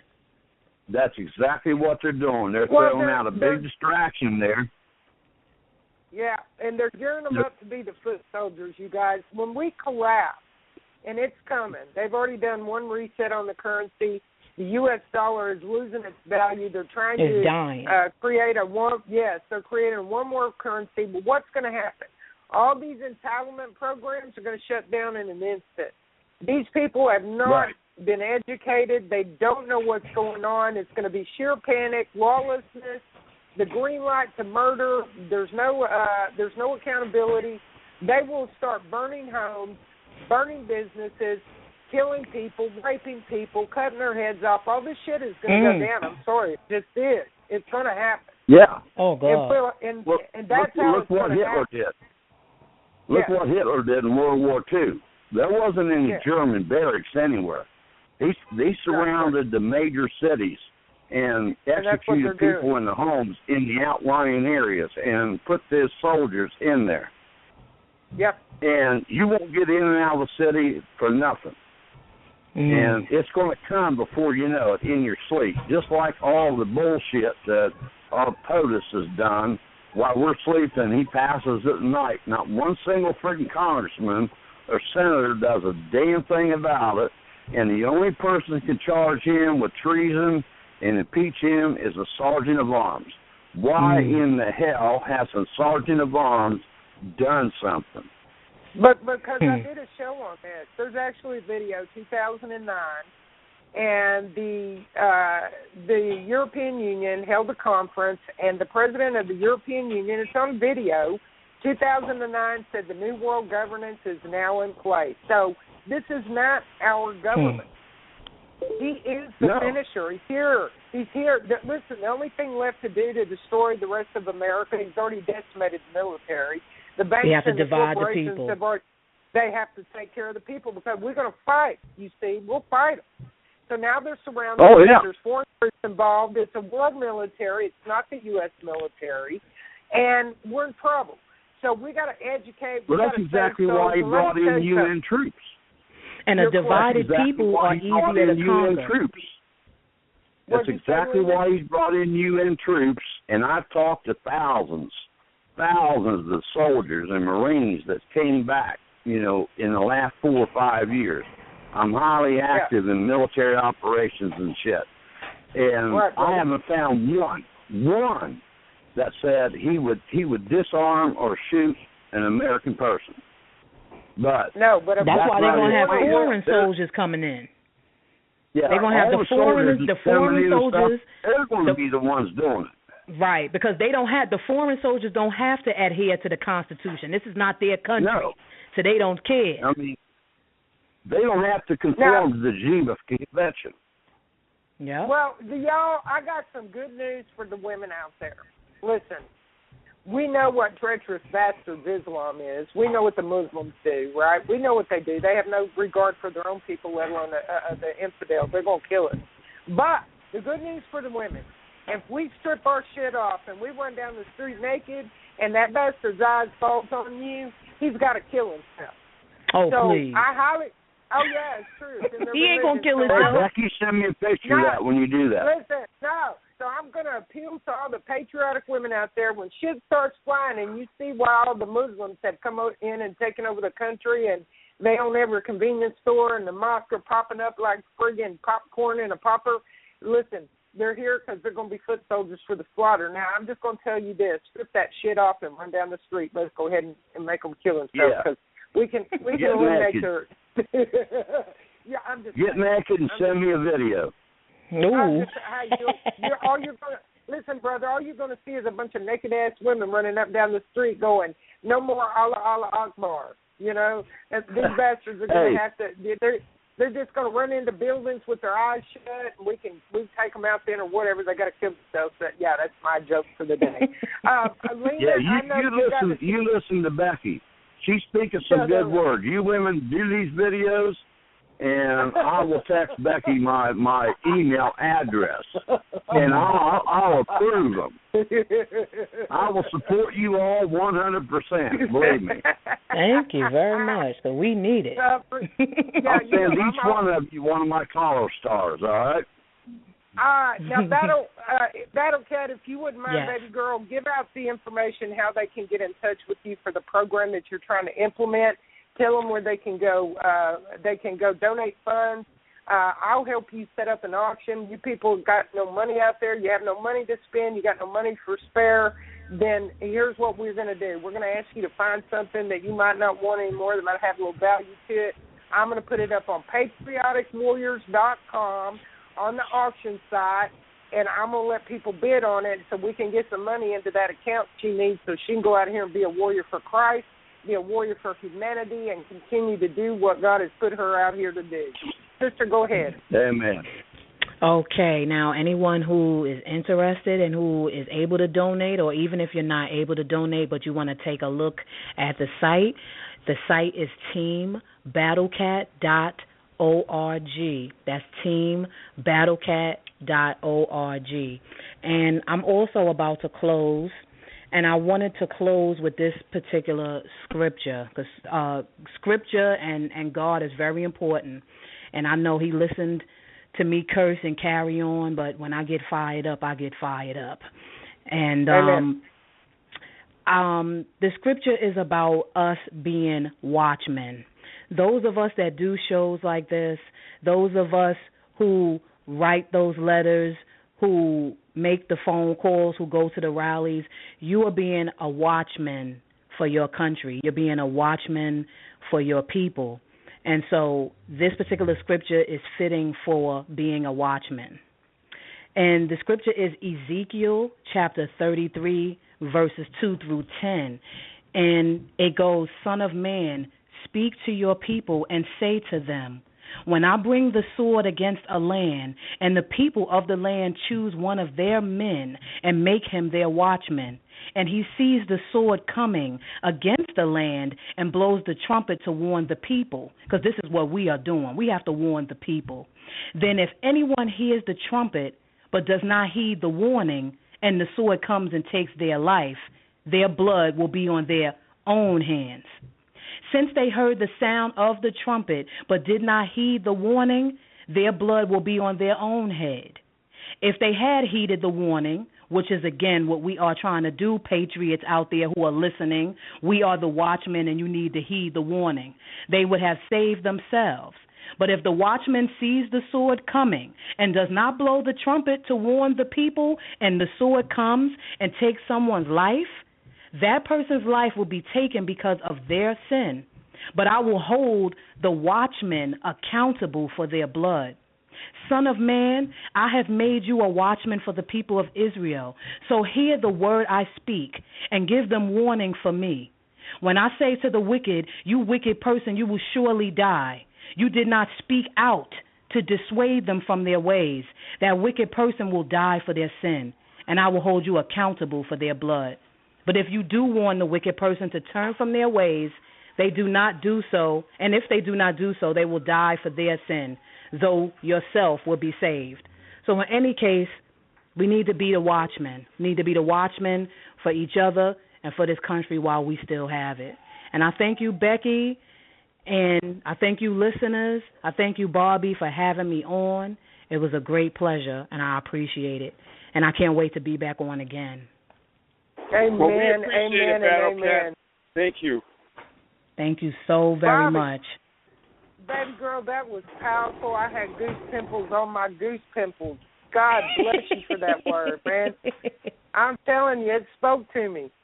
I almost got up here and ran around in tongues, but man, that was good stuff. I tell you, I appreciate you coming on, sister, and I will be in touch with you. And you listen to me. I'm going to get you over to patrioticwarriors.com. I'm going to get you on there. If you got a little time tonight at 8 o'clock, I've got a conference call. If you've got Skype, I'll bring you in. Add me to your Skype. Send me, or you send me what your ID is on Skype through a text, and I'll add you to it. I'd like to have you come on that conference because listen, it's a powerful network and platform, alternative to Facebook, and I get you on there. I guarantee you, girl, you want to talk about organizing and getting you some business done for your movement, it's going to be all about it. It's going to boost you out there into the front arena, and we can get you moving, all right? So if you got time tonight at 8 o'clock my time, which is what, I'm an hour behind you. Let's get it straight because I got all messed up. If you're not in bed by 9, sister, and you're not busy, will you come on and join me on that call? Let me get you hooked up to patrioticwarriors.com. Hopefully my child will let me get on because she's a handful. My little 4-year-old. You give her sugars for me, and you tell her she got a new auntie, and her name is G-Chick. I most definitely will. I'll shoot you out a text if I can. Okay, I don't want to make any guarantees. All right? Okay, it's been a pleasure having you on, sister, and we appreciate it, and we look forward to having you back on. You know, anytime you got something you want to share or something you want to talk about or a viral video you want to let loose and want to tell us about it first so we can be the first ones to talk about it, that would be great. Oh, excellent. Definitely. All right, thank y'all so much. Have a blessed night. You guys, that was Battle Cat, a.k.a. Battle Cat, Lena Pullman.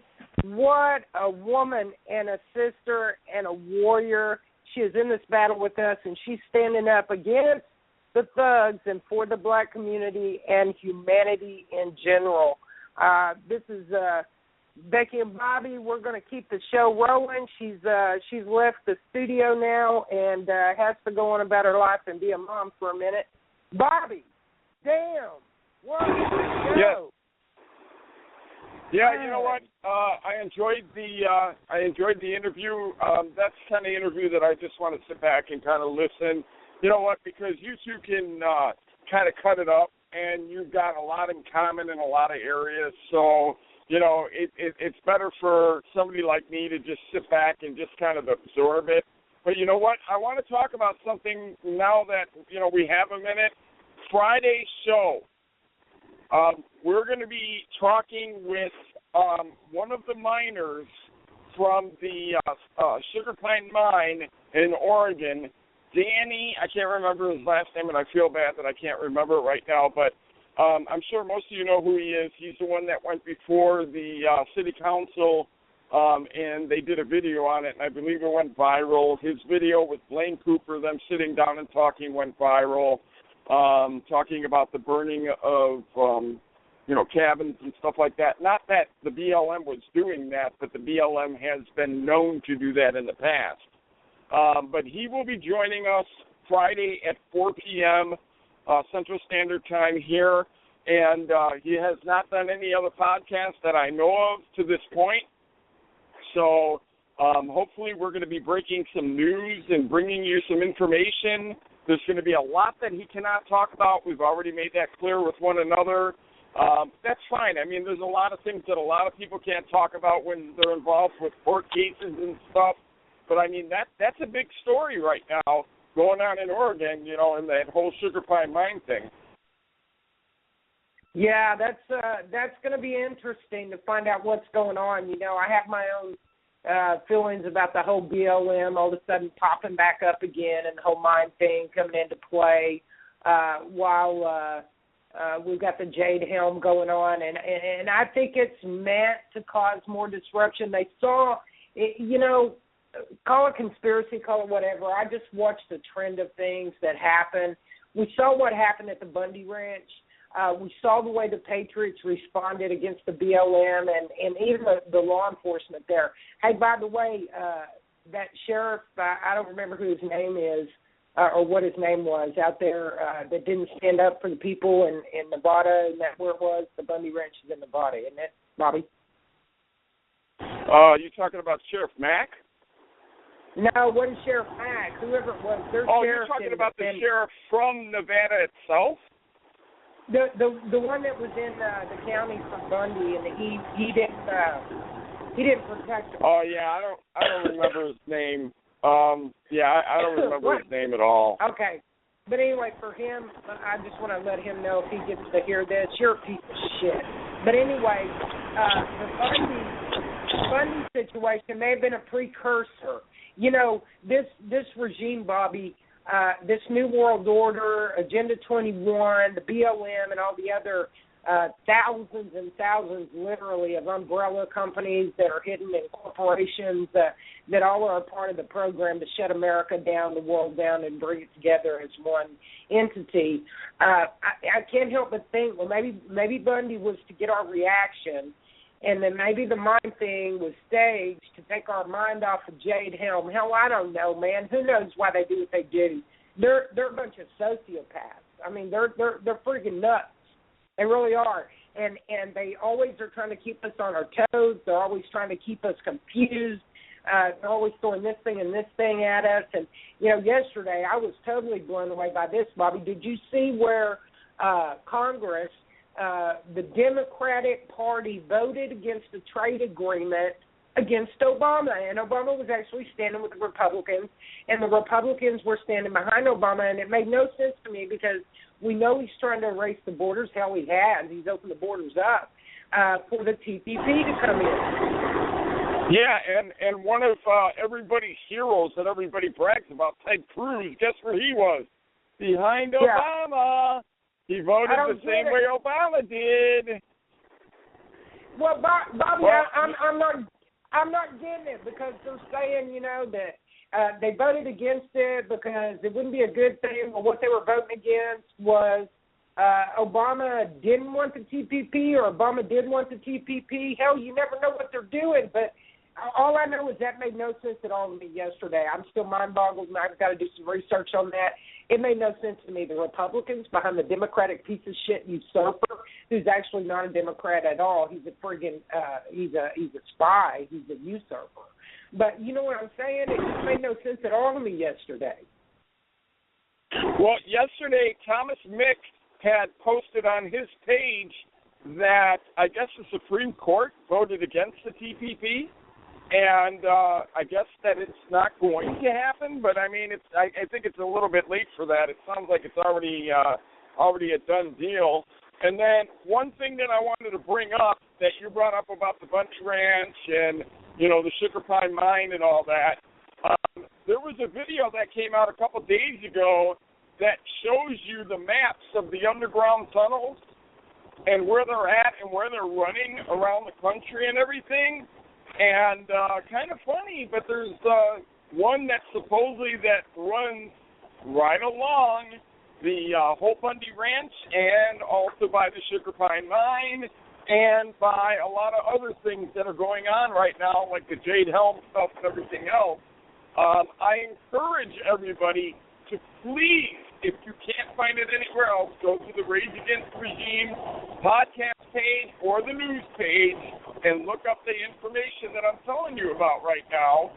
There is a video that a gentleman breaks down the whole map of the underground tunnels, and he shows you on a map of the tunnels, and he's showing you on a United States map where it all lays out and where it all breaks down. And it just happens that they all the pieces fall right in place. Now, that's what I saw. Okay. Now, if I'm wrong, then you know I'm sorry, but you know he laid it out pretty well, and you know anybody that could debunk it, please by all means. But you know I had to watch it like 3 times because I couldn't believe my eyes that everything was just falling right into place. Man, I tell you, there's just so much craziness going on, and some of it is so far-fetched, like what you're talking about, that people who haven't done the research, who haven't been following us, who haven't taken the time to verify the information that's available out there. They don't know where to look to find something that's not Wikipedia that anybody could have written. You know what I mean? They would actually think that we're nuts. They really would. I mean, I get called crazy all the time. I actually invite it. I love bad mail. Oh, God, for any of you out there that really got pissed off about this show today, please email me. It's entertainment for me. Me and my friends that actually have knowledge and are educated actually get a good laugh out of that. That's comedy for me. So please send me your bad mail. Becky Williams on Facebook.com. Reach out and touch me with some laughter, because I really want to hear just how ignorant people can really be, because, Bobby, I'm going to catch some hate mail on this one. Oh, yeah, I'm sure. But you know what? I mean, if you're sending hate mail, that's because you don't understand, okay, and you don't believe and you don't agree what is correct and what is true, okay? I mean, they made it very clear. Both ladies made it very clear, okay? And I'm going to tell you right now, they come from very far ends of the spectrum from one another, okay? Yeah. Now, and Battle Cat, you know what? I mean, she laid it out there and let you know, look, of course there's bad black people, and, she used whatever words she wants to use and everything else, but she let you know, I mean, everything that she put out there is factual, okay? Oh, yeah. And she let it be very clear that a lot of people, especially black people, do not want to believe the facts. They still say, you held our people, your people held our people, and they enslaved us, and this and that, and whatever. Your own people are the first ones to do that, okay? So don't sit there and you know what? I get it, okay? If it carried on forever and ever, I get it. I would be pissed off also. How many hundreds of years ago was that? How did that affect your family right now? It didn't affect your grandmother, and it didn't affect your great-grandmother, maybe your great-great-grandmother, okay? But what does that have to do with right now? It has zero guilt, nada. You're looking for an excuse to incite things, okay? My best friend is black, okay? I love the man to death. I would do anything for him. He would do anything for me, okay? But come on, let's be real. Facts are facts. Okay? You can't argue the points. There's hatred in everything, okay? And there's ignorance in every race, creed, color, no matter which one it is. Amen to that, brother. And I'll tell you what's even more damaging than what you just stated about who's controlling who and who was a slave. And we didn't do it, but they're so conditioned, and hatred is so instilled in the hearts of not just the black community, but the white community as well. You know that as well as I do. But the blacks are actually still in slavery, but they're in slavery to the very bastards that are telling them that the white man is enslaving them, that we have white privilege. There is no white privilege. You tell me where there's white privilege, and I'll jump through my ass to take advantage of it, okay? There's not a white privilege. We're excluded from special provisions for startup capital funding. It excludes whites altogether. If you people don't believe me, go look at the SBA site. Go look at the Small Business Administration site, and it will tell you exactly who gets those provisions and who doesn't. If you don't believe me, go look at the government contracts where it states, and this is exactly what it says. No white male-owned business may bid on this contract. Not no black male, not a Hispanic male, a white male. It says white male. Listen, there's no white college fund. There's no white history month. There's no Whiteenth. There's Juneteenth. There's Black History Month. There's Kwanzaa. There's all kinds of shit. The hell, there's even Cinco de Mayo. But there's not a white privilege. If you can prove to me that there's been white privilege since, I don't know, what is it they call, what is it called whenever you have to hire a black person because you have to have a certain number of black employees? What the hell is it? I've got a brain fog. That's going on at my work right now, Becky. That's happening at my work right now. Okay? Here, I'm just going to give you a lowdown. Okay? I'm not going to tell everybody where I work or anything like that, but I'm going to tell you this. I am contracted to work for a major corporation. Okay? we do the shuttle work. We move stuff for this corporation from one building to another building to another building. It's a major corporation with hundreds and hundreds and hundreds of employees. I've been there almost 7 years now, okay? The first 5.5 years that I was there, it was 99% Hispanic, being Mexican, probably, I will say predominantly Mexican. I'm just going to use the word Hispanic, okay? 99% Hispanic, okay? Recently, within the last year, a little bit over a year, they started hiring others, okay? And they made it very clear because blacks started protesting outside of the place that I work at and saying that they do not hire blacks. Now, that wasn't true. They actually had blacks that worked there, but they were few and far in between. They went outside, started protesting, and raised a big riot about it, and even got a write-up in the newspaper. So now they went out of their way to start hiring, a lot of blacks and brought in a lot of blacks. And now the company that I work for, that, we do the truck driving for them, they told my boss that he actually had to hire more blacks, to equate the whole thing. When I first started here, okay, now there's way more drivers now than there was when I started.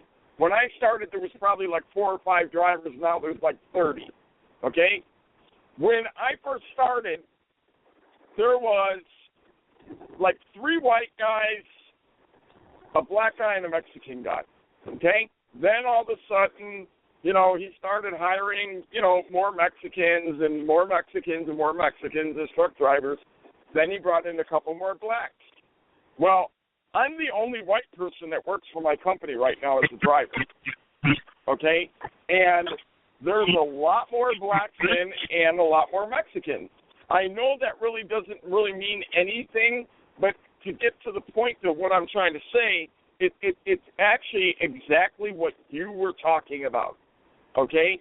Exactly what you're talking about.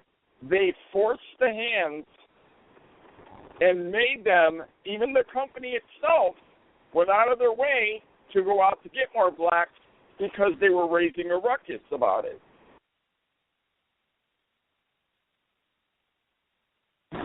So I guess that happens pretty much everywhere. All companies probably have to deal with that at certain times. I know that new laws have been implemented where they want, people to hire more feds and stuff, people that, not feds, cons, that's cons. They want them to go out and, hire more cons and stuff like that, so they can actually get, because they give an insurance. Like, if you hire somebody that's an ex-con or whatever, somebody that just got out of jail, and you bring them on and hire them at your company, and you hold them for over 6 months, of time or whatever, the government gives you some kind of bonus or something to your company. I think it's like a $5,000 or $10,000, or maybe Jim knows more than I do, but I know that the government gives them something for bringing in people that are ex-cons and stuff. Hey, Jim, do you know what he's talking about? I've heard a little bit about it. I don't know that we have enough time, but hang on a sec. I got an emergency call I got to handle. But, yeah, let's cover that. Okay, I'm back on mute. Go ahead, brother. Hey, Bobby, it's called affirmative action is what it is. And that I would invite anybody that can show me where there's been any kind of white privilege since affirmative action was implemented or since the segregation in the schools were implemented. Listen, there's no white privilege.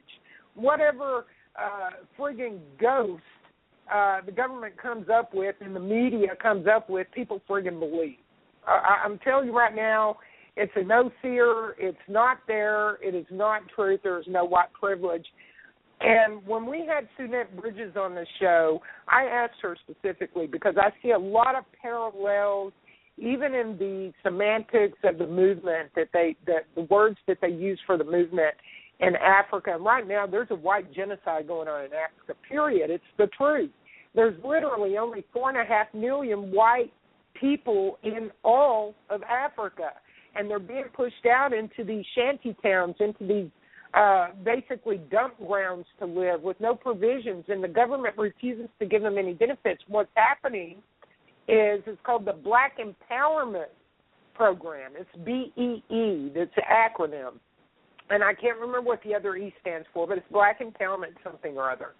And what they're doing is these blacks are on all the benefits because, you know, they've been so mistreated, and they take the whites' jobs away from them. They are actually pushing them out of the workforce, whether they can actually have the capability or the skill set for the job is of no matter. In fact, Sunette said that the power grid goes down all the time because they put people in there who are incapable of the function for that job position, and so they lose power grid for literally days at a time in her area. And this is why. So they push the educated individual out. If they're white, the person with entitlement, the black person, takes that seat, but they're also pushing them out of their homes. They're pushing them out of the neighborhoods. Well, what did we see going on here? And if Jim wasn't on this emergency call, he could back me up on this one. You see houses that a white person or a predominantly white area of town, a house is built by a builder. It's $200,000 home, and they'll take and segregate a neighborhood and special programs specifically for other than white, I'm going to call them OTWs, blacks, foreign invaders or whatever. They have that very same house by the very same builder in the very same city but a different section of town, and that house is $120,000. It's not $200,000. So if the white person wants to live in the neighborhood with the whodunit thugs that they're going to move into those low-income housing, then they have the right to do so, but it's not logical for them to do so, and you see it across the board. Go ahead, Bobby. No, but I wasn't. I was muted, but I mean, if you want me to chime in, I remember when Sunette said she lived in a gated community. You know, it was like you said, $200,000 homes, and she said when she first moved in, she felt very secure, and you know, it was a nice neighborhood, and it was nice and quiet, and everything else. And she said now it's a completely different area. She doesn't feel safe in her own home. She doesn't feel safe in her neighborhood, and she said everything has changed. But see, what a lot of people have to understand, and I know that one person that can tell us more about it than anybody, and that's Karen Smith. You know, we don't know much about those neighborhoods, and we don't know much about those areas and everything. But I know at one time in South Africa, you know, it was a predominantly white place, okay? And anybody that watched the movie Lethal Weapon, back, I don't know if it was Lethal Weapon 4 or whatever, and Danny Glover goes up to, they had some thing going on, they were trying to bust the guy from South Africa, and Danny Glover goes up to the guy that was taking applications, and he hands him the application, you know, to get a visa for the country, and the guy looks at him and he goes, but you're black. You know, I mean, that's how it really was at one time. I mean, you would think Africa, black people. No, North and South Africa are completely different places, you know. Well, so South Africa at one time was white. Yeah, we're talking about South Africa now. It is completely illegal to hire a white individual in the workforce. It's illegal. It's been outlawed. It's been outlawed by the government, and I'll tell you something even more disturbing than that. They actually have elections going on over there, and one of the candidates, black runner for government in some area, is running a billboard, and I actually had the billboard picture sent to me, not from Sunette or Karen, but from another young lady, a Christian woman out of that area in South Africa that I'm friends with, and the billboard said, because in that area they speak a lot of English, they don't just speak Afrikaans, and that billboard was in English, and what it said was this: vote for me I'll make it completely legal, no prosecution, to rape, murder, or take away from the white man.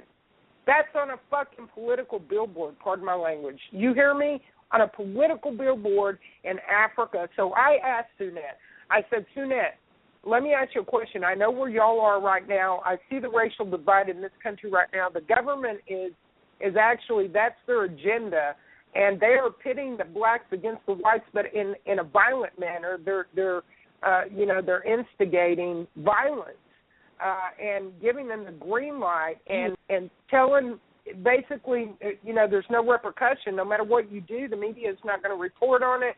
There's no task force to deter it.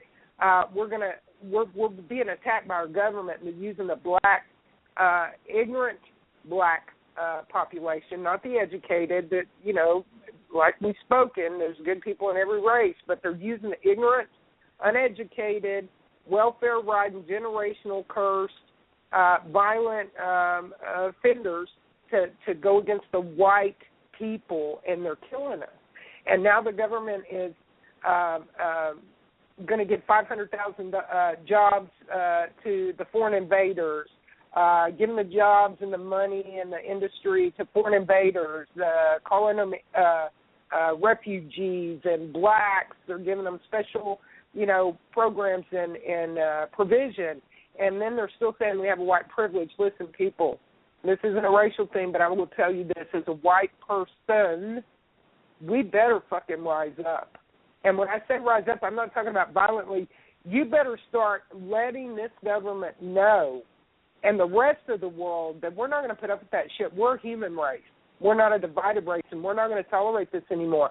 And if you're going to say that all men are created equal in the documents of this country, then by God, we all need to be treated equally. More whites are dying at the hands of cops than blacks. They're going to argue that it's because we have a larger white population. I call bullshit on that. I'm outnumbered in my city. If I just went with the blacks where I live, in my city, in any given venue, I'm outnumbered 50-1. So I'm going to call bullshit on that whole thing right there. I really am. But we're being pushed out as a race. We're being denied as a race, and we've got to stop it. But the way to stop it is not to fight back against the black community per se, but to fight back against the violence, to fight back against those people who are causing the problem, those lawless individuals, those thugs that are out there, no matter what color they are, and to fight back against the government. Listen, Bobby, we'll even see our government change colors. Did you see how big the Black Congress was, the Black Caucus? Have you seen what he's doing? The appointees are Muslims or blacks all across the board in every area of government. They're changing the demographics. So we're going to have to be very careful, because Sunette told me, Becky, what is unfolding in America right now with the races is how it all started in Africa. That's very scary, Bobby. Well, you know what? Anything that you could bring up right now is pretty scary. Okay? Yeah. I mean, we've got so much going on in this country right now. And ladies and gentlemen, for those of you that didn't hear about this, okay, tomorrow being the 14th, okay, we have an asteroid that's going to be going past our planet, buzzing past our planet, that is 1.5 miles long. Okay? Now, they're not expecting the Earth to come anywhere near it, but they're saying if something happens to hit it, move it, and knock it a little bit, it could come our way. I mean, it's nothing to worry about right now, and I'm not trying to scare people. But I mean, I'm just, we're talking about things that, worry us right now. This is a big thing to worry about, okay? I mean, we've got all these things going on in outer space that they don't tell us about. We've got things going on in the bottom of our oceans that they're not telling us about. Yellowstone, they're doing all of these, they're still doing all these tests there. They have people walking around with lab coats on and with the jumpsuits on and everything, walking around Yellowstone, measuring and doing this and doing that. What the hell do you think they're doing all that for? Yeah, and exactly.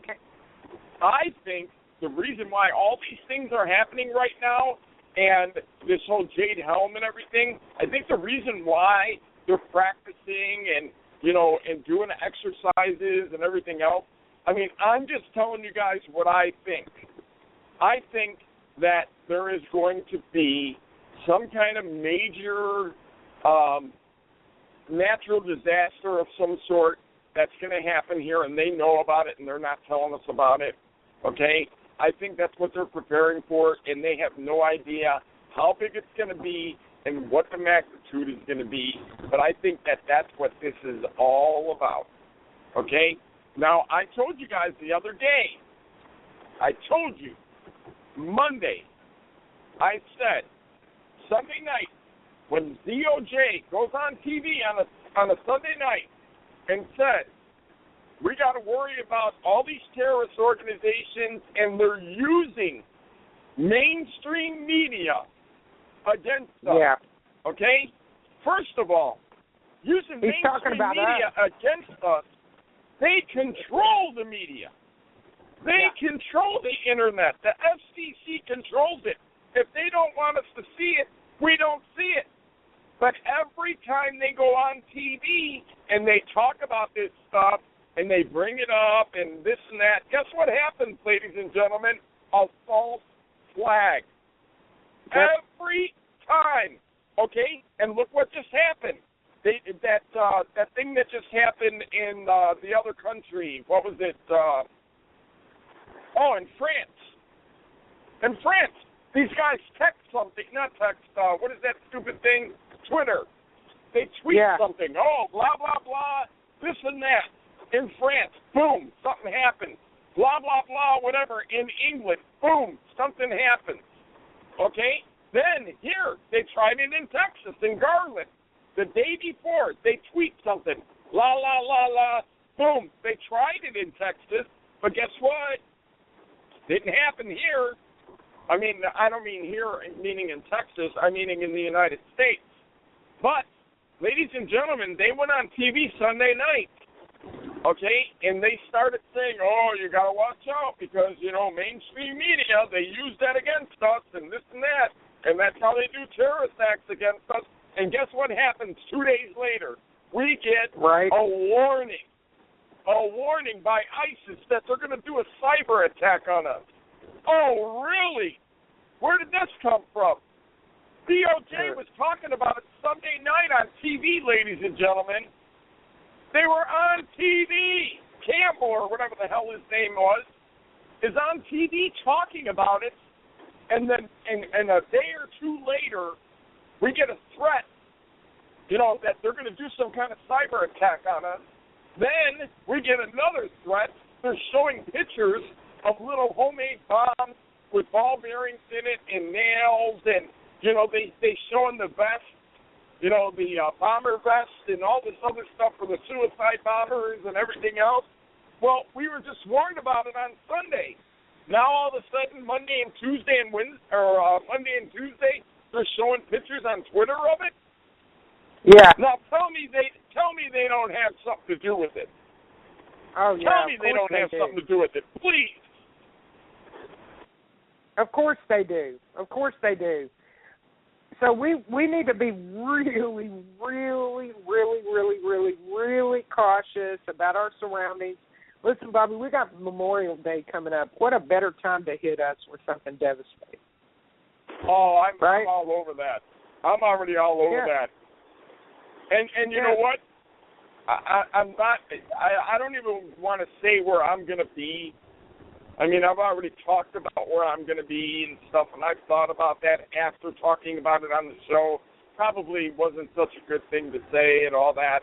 I mean, not saying anything's going to happen, not saying I'm even a target, but I'm just saying don't give people any ideas.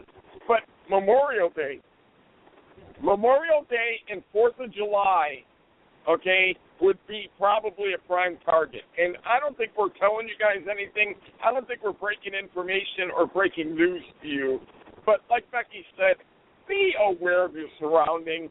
If something don't look right, or something looks out of place, or somebody looks funny, or, you know, they look like they were up to something, they set something down or whatever, don't be scared to pick up that phone. I mean, I'll tell you right now, I don't like calling the police for nothing, okay? I'd rather handle things on my own and all that. I try to keep the police out of whatever. You know, I don't like to call the police too much, but you know what? You have to be very, very aware of your surroundings. Yes, sir. Yes, sir. And anybody that thinks they don't need to be has got a foolish idea of their own mortality, because these bastards don't care who they hit. And listen, they struck out in Garland. The FBI, them watching this guy, they don't give a shit. I find it so funny. The feds will come in and harass a patriot for some bullshit on a blog talk show or you know, something they've posted up on Facebook. And I'm watching these Muslim cockroaches and these terrorists with their hate pages for the infidel, killed American soldiers or shit. And, you know, they're right here in our country. I find it odd that they watch them. What the hell are they doing watching them? Why are you just watching them? You know, I go to the mall and watch people, but they still show up and they still wreak havoc. Subsequently, they still get their fame, their claim to glory, you know, they're getting airtime for the organization, and there you have it. You know, listen, they're out there. Our government is a part of it. I said it, and I'm going to stick to that because of the knowledge that we have obtained. Our government is backing the terrorists, and I'm telling you right now, when he started talking smack about terrorists use the multimedia or the social media network, blah, blah, blah, blah, blah. Buddy, they're talking about me and you. He can say he's talking about ISIS. They're talking about all of us. Go ahead. Well, here, they said that they got 70 soldiers in 15 states, right? Remember that the other day? Where ISIS, yeah. We got 70 soldiers in 15 states. If you believe that, then I've got some swampland to sell you in Florida. Because if you think there's only 70 ISIS people here or radical Muslims, then you're as goofy as the day is long. I know. I laughed when they said that too. I was like, shit, there's that many in a 5-mile radius of my house. You know? I got UTA down the street. It's full of them. Mhm. Yeah, and then the government coming out the other day and saying, there's no ISIS training camps in Mexico. That was a lie. Blah, blah, blah. Yeah, then some guy that used to be with the CIA or something comes out the other day and says, no, there's not one ISIS training camp there. There's 5 of them in Mexico. Now, I don't know if that was truth or not, but I mean, you know, you see how they're playing both sides of us here? It's just like funding both sides of the war, okay? It's just like funding both sides of the war. You're always going to be a winner. Well, they always want to keep us guessing. They got to keep us guessing. That's what I was saying. They always want to keep us guessing at everything. They want to keep us in a tailspin and confused. Hell, it's part of the Alinsky move. It's the Alinsky dance. You know what I'm saying? It's that communist, Stalin, Hitler, satanic, George Soros, Rothschild, Elizabeth, the Queen bitch, and the rest of them. That's what they do. They keep you confused. If they can keep you confused and weak, then they can conquer you. If they can divide you, they can conquer you. But by God, people, when we stand up and we start fighting like we're supposed to, because listen, y'all aren't going to like this, but I'm going to say it, a nation of friggin' cowards, okay? For the most part, I'm not saying all of you, not saying I am, you are, this person is. I'm not naming names. You know who you are. If you're one of those, I don't have to name your name, and you're going to get pissed off because you know I'm telling the truth. That's why you'll get angry. But we are a nation of friggin' cowards. We should not be doing what we're doing right now on this radio show. We should have already taken care of our shit. Legally and lawfully taken care and removed the vermin, the tyrants, the tyranny, stop the madness, sealed the borders, done our diligence, our right by law, to arrest a felon in progress, which is a foreign invader. They shouldn't be walking among us. We should be slamming them to the pavement because they can't speak friggin' English, and you know they didn't come in legally. And even if they did and they can't speak English, so what? Take a slap for a false arrest, which is a misdemeanor, and go on about your damn business. But the one thing that we're guilty of is we're aiding and abetting, and that makes me guilty of treason by way of an action, and I'm not good with that. That is just rubbing my character in a real raw spot. Yeah, I hear you. And you know what bugs me, Becky? And I talk about this all the time, and I've brought it up a few times, and some people call me, I don't know, they say that I don't know, maybe a racist, I guess would be a word, and I don't know how this pertains to it. But you know what? We've got so many, oh my God, I can't even tell you how many, so many people that are now becoming truck drivers. Okay, first of all, they can't hardly speak English. Okay, you know they can't read this sign. Second of all, they can't hardly drive a truck. I can't tell you how many of them I'm sitting there watching, and they can't even back a damn truck in. And I'm watching, and I'm thinking to myself, how the hell did this person get a CDL? Well, anyway, most of them are coming out of Canada. Okay, for one. For two, a lot of them, okay, are turban wearers and, you know, Muslims and, you know, I don't know, they're coming from different countries. And to me, what better way to bring stuff in the country or bring people in the country or whatever than to be a truck driver? Right. I mean, absolutely. Seriously, right. Does it get any better than that? Right. Well, we already had one incident where a truck driver tried to bring in radioactive material out of Mexico like 3 years ago. Yeah, I remember that. Yeah. Well, you know what? They got scanners at the borders for that type of stuff now. I mean, it's a lot harder for them to do that type of stuff. I mean, the borders, I'm not saying all borders, but some borders, you know, it's pretty hard to get stuff like that across or whatever because they have these big machines that are scanners that you have to drive through, and somebody is sitting there watching on a screen, and they X-ray the whole truck inside and out. So, but let me tell you a border story. See, I don't understand how they're coming in from Canada because they have to leave the country again and go into Canada. And I'll tell you right now, myself and my wife can tell you, we've learned firsthand. I tried getting into not Mexico, Canada. I tried getting into Canada twice, and they denied me. Really? Denied me. I couldn't even go see my daughter and my grandkids. They told me no, would not let me in the country. Canada is not a very easy country to get into, but you know what? They didn't give me a hard time. You know where I got the hard time at? Coming back into this one. Because they wouldn't let me into Canada, okay, and I turned around, you know, called my wife, called my daughter, oh, we can't get in, blah, blah, blah. Everybody's emotional, whatever. So we come back to get in line to come back into the United States. And all of a sudden, we pull up to the window, explain to the guy what happened.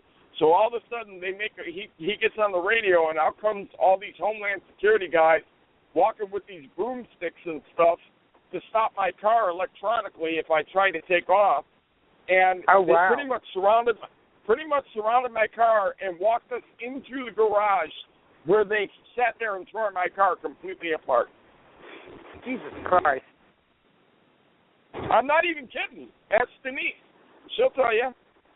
Now, that was the first time. The second time, you know, when they told me no, I turned around and went back, and they didn't do anything. They just pretty much said, okay, go ahead and go on back in. Wow. That's messed up. So unless they eased up on the policies on the border for going into Canada and coming back into the United States and stuff. I don't really understand how these guys are getting into the country like that, and I don't know how they're getting CDLs. But I do know that they're coming out of Canada.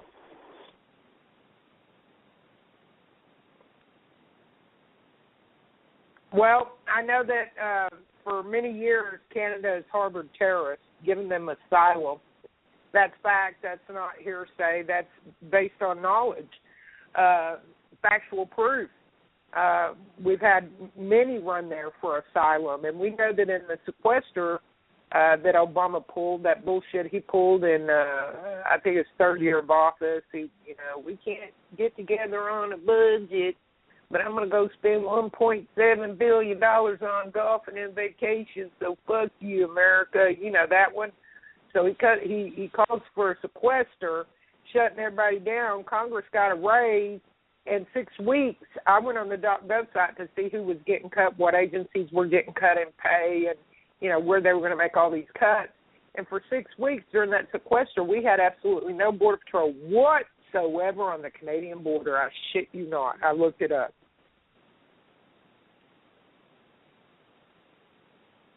Yeah, that's unbelievable. That's unbelievable. And now, here, I want to ask you, I just have to ask this question, okay, and I know that people are on both sides of this issue, so since we're talking about Border Patrol. Did you see the video of this girl? Okay, she's at the border, okay, she's being smart. She's getting smart with the Border Patrol, okay? Now, she's what the hell was she going? Criminal justice major. I guess she just actually graduated or was getting ready to graduate or whatever. She has her phone in her hand. They're asking her questions. Border Patrol, one woman's asking her questions. They're going back and forth. Then all of a sudden the supervisor comes up. All they wanted to do was have her open up her trunk, okay? They gave her the reason why they wanted her to open it. She said she didn't have to. They said, look, you look like you're nervous, okay? For some reason, you just look nervous to me. Open up your trunk, show me you don't have nothing, and we're going to let you go. No big deal. She's like, well, I'm not going to open up my trunk. I don't have to. And he's like, then the supervisor's there. He's like, ma'am, just open up your trunk. Let us see that you have nothing, and I'll let you go. So all of a sudden she goes, I want a supervisor. He's like, I am the supervisor. She goes, well, if you don't let me go, I'm going to call the police. I'm calling 911. I'm going to bring them over here, and they're going to get me out of here. And she starts getting jazzy or whatever. And the one woman, she says to the one woman Border Patrol agent, you said my dog was cute. She goes, I did say your dog was cute. What does that have to do with anything, So she starts getting smart with them, and she's holding the phone in her hand. Then the next thing you know, she's saying, I'm going to leave and whatever. They say, you can leave. You can walk down the street. You can have somebody pick you up, whatever. You're not taking your car. An altercation goes back and forth, and all of a sudden you hear her screaming. She's down on the ground. They tased her. Okay? That part I have a problem with. Okay? They shouldn't have tased her. They probably could have done something, to restrain her without tasing her. But it turned into an altercation. She was getting smart with them. She had no business, doing whatever and getting smart with them. All they said is, ma'am, you look like you're nervous. You look like somebody that might be prone to be up to something. Just open up your trunk. Show us you have nothing. You'll go on your way and have a nice day. She was trying to stress her rights. I get it, okay? Both people were wrong in this instance. I don't think that she needed to be tased. What do you think about it? I think that she went about it in a ridiculous manner. I think if she'd have just chilled, that they would have let her go, to be honest. She was throwing up red flags everywhere. Sometimes they're right, sometimes they're wrong. Do I think it's right for them to treat an American citizen like that or even detain us? Hell no, I don't, unless they have probable cause. because they've got the border wide open, and their narrative or their directive from the DHS is to let all the terrorist sons of bitches from all over the world and foreign invaders come in and declare war on America, but they're still detaining Americans at the border and treating them like they're a piece of shit. You know what I mean? So I'm kind of iffy on that part of it. But was she out of order? I think she was out of order. I thought she was extremely rude. Okay, I'm glad you see it the way that I did. I've had some people where I posted that video and I talked about it, and I was getting slammed left and right. Are you kidding me? That woman did nothing wrong, and this and that and whatever and blah, blah, blah. You know what? You see things differently than I do, okay? She, like you said, she gave them a red flag. They were wondering, hey, you know what? You look a little bit nervous. You look this, you look that. You know, open up your trunk and we'll let you go on your way. But she didn't want to do it that way, so. I agree with you, Bobby. I really do. I really do. I agree with you 100%. Well, you know what? Let's. I actually want to apologize to everybody because Casey Massey wasn't able to do a show last night. We had technical issues, and you know, there was nothing that any one of us could have done to fix the technical issues. So we totally, well, I at least apologize for Casey not having a show. Believe you me, if he could have done a show, Casey would have been all over doing the show. You know, everybody knows as well as I do, Casey Massey, you know, would have been all about doing that show. So, Bobby, we've had really bad weather here, and he's kind of out in a rural area, and he's out where they had a lot of flooding and stuff. So it's my understanding that his cable went down, so he lost his internet. He had some challenges. Right. Yeah, that's exactly what happened. Bobby, when is your next show, brother? Because I'm going to plug Patriotic Warrior, and we got about 4 minutes. Okay. Well, we're going to be doing a show Friday. We're going to be bringing on the miner from the Sugar Pine Mine. You know, with the whole BLM standoff thing going on up in Oregon right now. So that'll be the next show that we're doing on Friday. That's going to be at 4:00. And that's going to be a big one. And then we're right now, I'm not going to break any news as of yet because I can't, because I just haven't been able to get it nailed down. But it looks like a new show will be debuting on Rage Against the Regime, maybe next week, maybe the following week. I'm just trying to dot the I's and cross the T's, and, you know, we're all trying to make sure that this is a good thing for all of us. If it does work out, we will be having a new show. I can't even tell you guys who it is right yet. No, leave them in suspense. Leave them in suspense, brother. Leave them in suspense. I have to do that for right now, just for respect to the gentleman. It's going to be a team, 2 gentlemen. But just out of respect to them until we figure out what's going on, I'd rather not say anything. And, you know, I don't want to get anybody, anybody going. But this is going to be, these guys are they're a big team, you know, and they're going to bring a lot to this outlet. And I look forward to it. And then I've also been in talks with somebody else, which that one I really can't say anything about because that one is nowhere near a done deal. But talks started today, so we'll find out what's going on with that one pretty soon too. So we're trying to raise the level for you guys here. We're trying to bring you more shows. We're trying to get more things going, more people included. And, you know, we want this to be an everyday thing almost and have, you know, maybe 6 days a week where we have different shows, you know, that you can look forward to coming and listening to. So. All right. Well, Bobby, thank you for being my co-host and my host today as well and being my brother, man. I love you. Man, I love you with all my heart. Hug the wife for me. Tell her I love her. And we'll get back. We'll get back here on Friday. Yep. So hopefully you'll be able to join me at 4:00. Absolutely. I don't have anything planned. Listen, I wrote a little commercial for Patriotic Warriors, so I'm going to go ahead and plug them. PatrioticWarriors.com. Bobby, if you could mute for a minute. Mute. Bobby, mute. All right, hang on. Let me do that. Yeah, thank you, brother. PatrioticWarriors.com, the new patriotic site that offers the same platform as other big-name social media networks and more. No more censorship, no more Facebook jail, no more rationed exposure by manipulating the algorithms of your posts. Get your messages and posts out to all of your contacts with the click of the mouse. Listen, it's easy navigation. The tools that help you build your networks for both your professional connections as well as your organization. Pardon me, as well as your organization.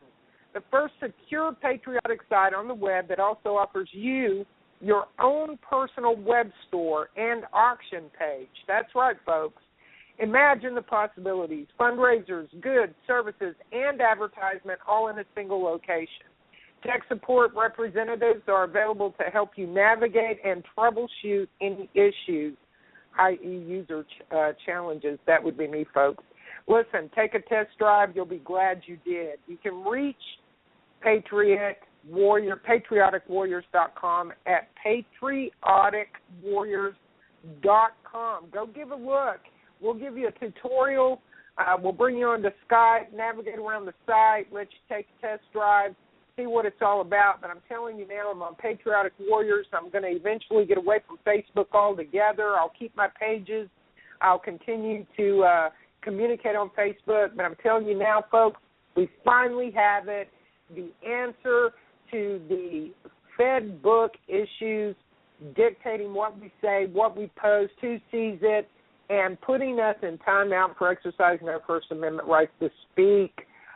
So take a look at it. It's PatrioticWarriors.com. My name is Becky Williams, and I want to thank all the listeners. Bobby, come on and tell them how much you love them, brother, and let's close this up. All right. I definitely want to thank everybody that was on the show today. I want to thank Battle Cat for joining us. Very, very glad that she had a chance to get on with us. And I want to thank all of you for listening. And without you, we are nothing. Please keep remembering that. And thank you for listening. And, that's about it. We'll see you Friday. Until next time. See you on Friday. Amen. Yep, good night, Friday. brother. All right, good night. I'm going to play the outro, and we're going to close it up. Yes, please. Thank you, brother. All righty. All right.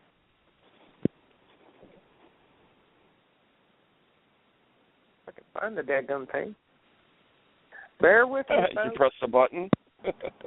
Hell, I'm trying to find it. I have to scroll. There's so much downloaded on here. There it is. Here we go.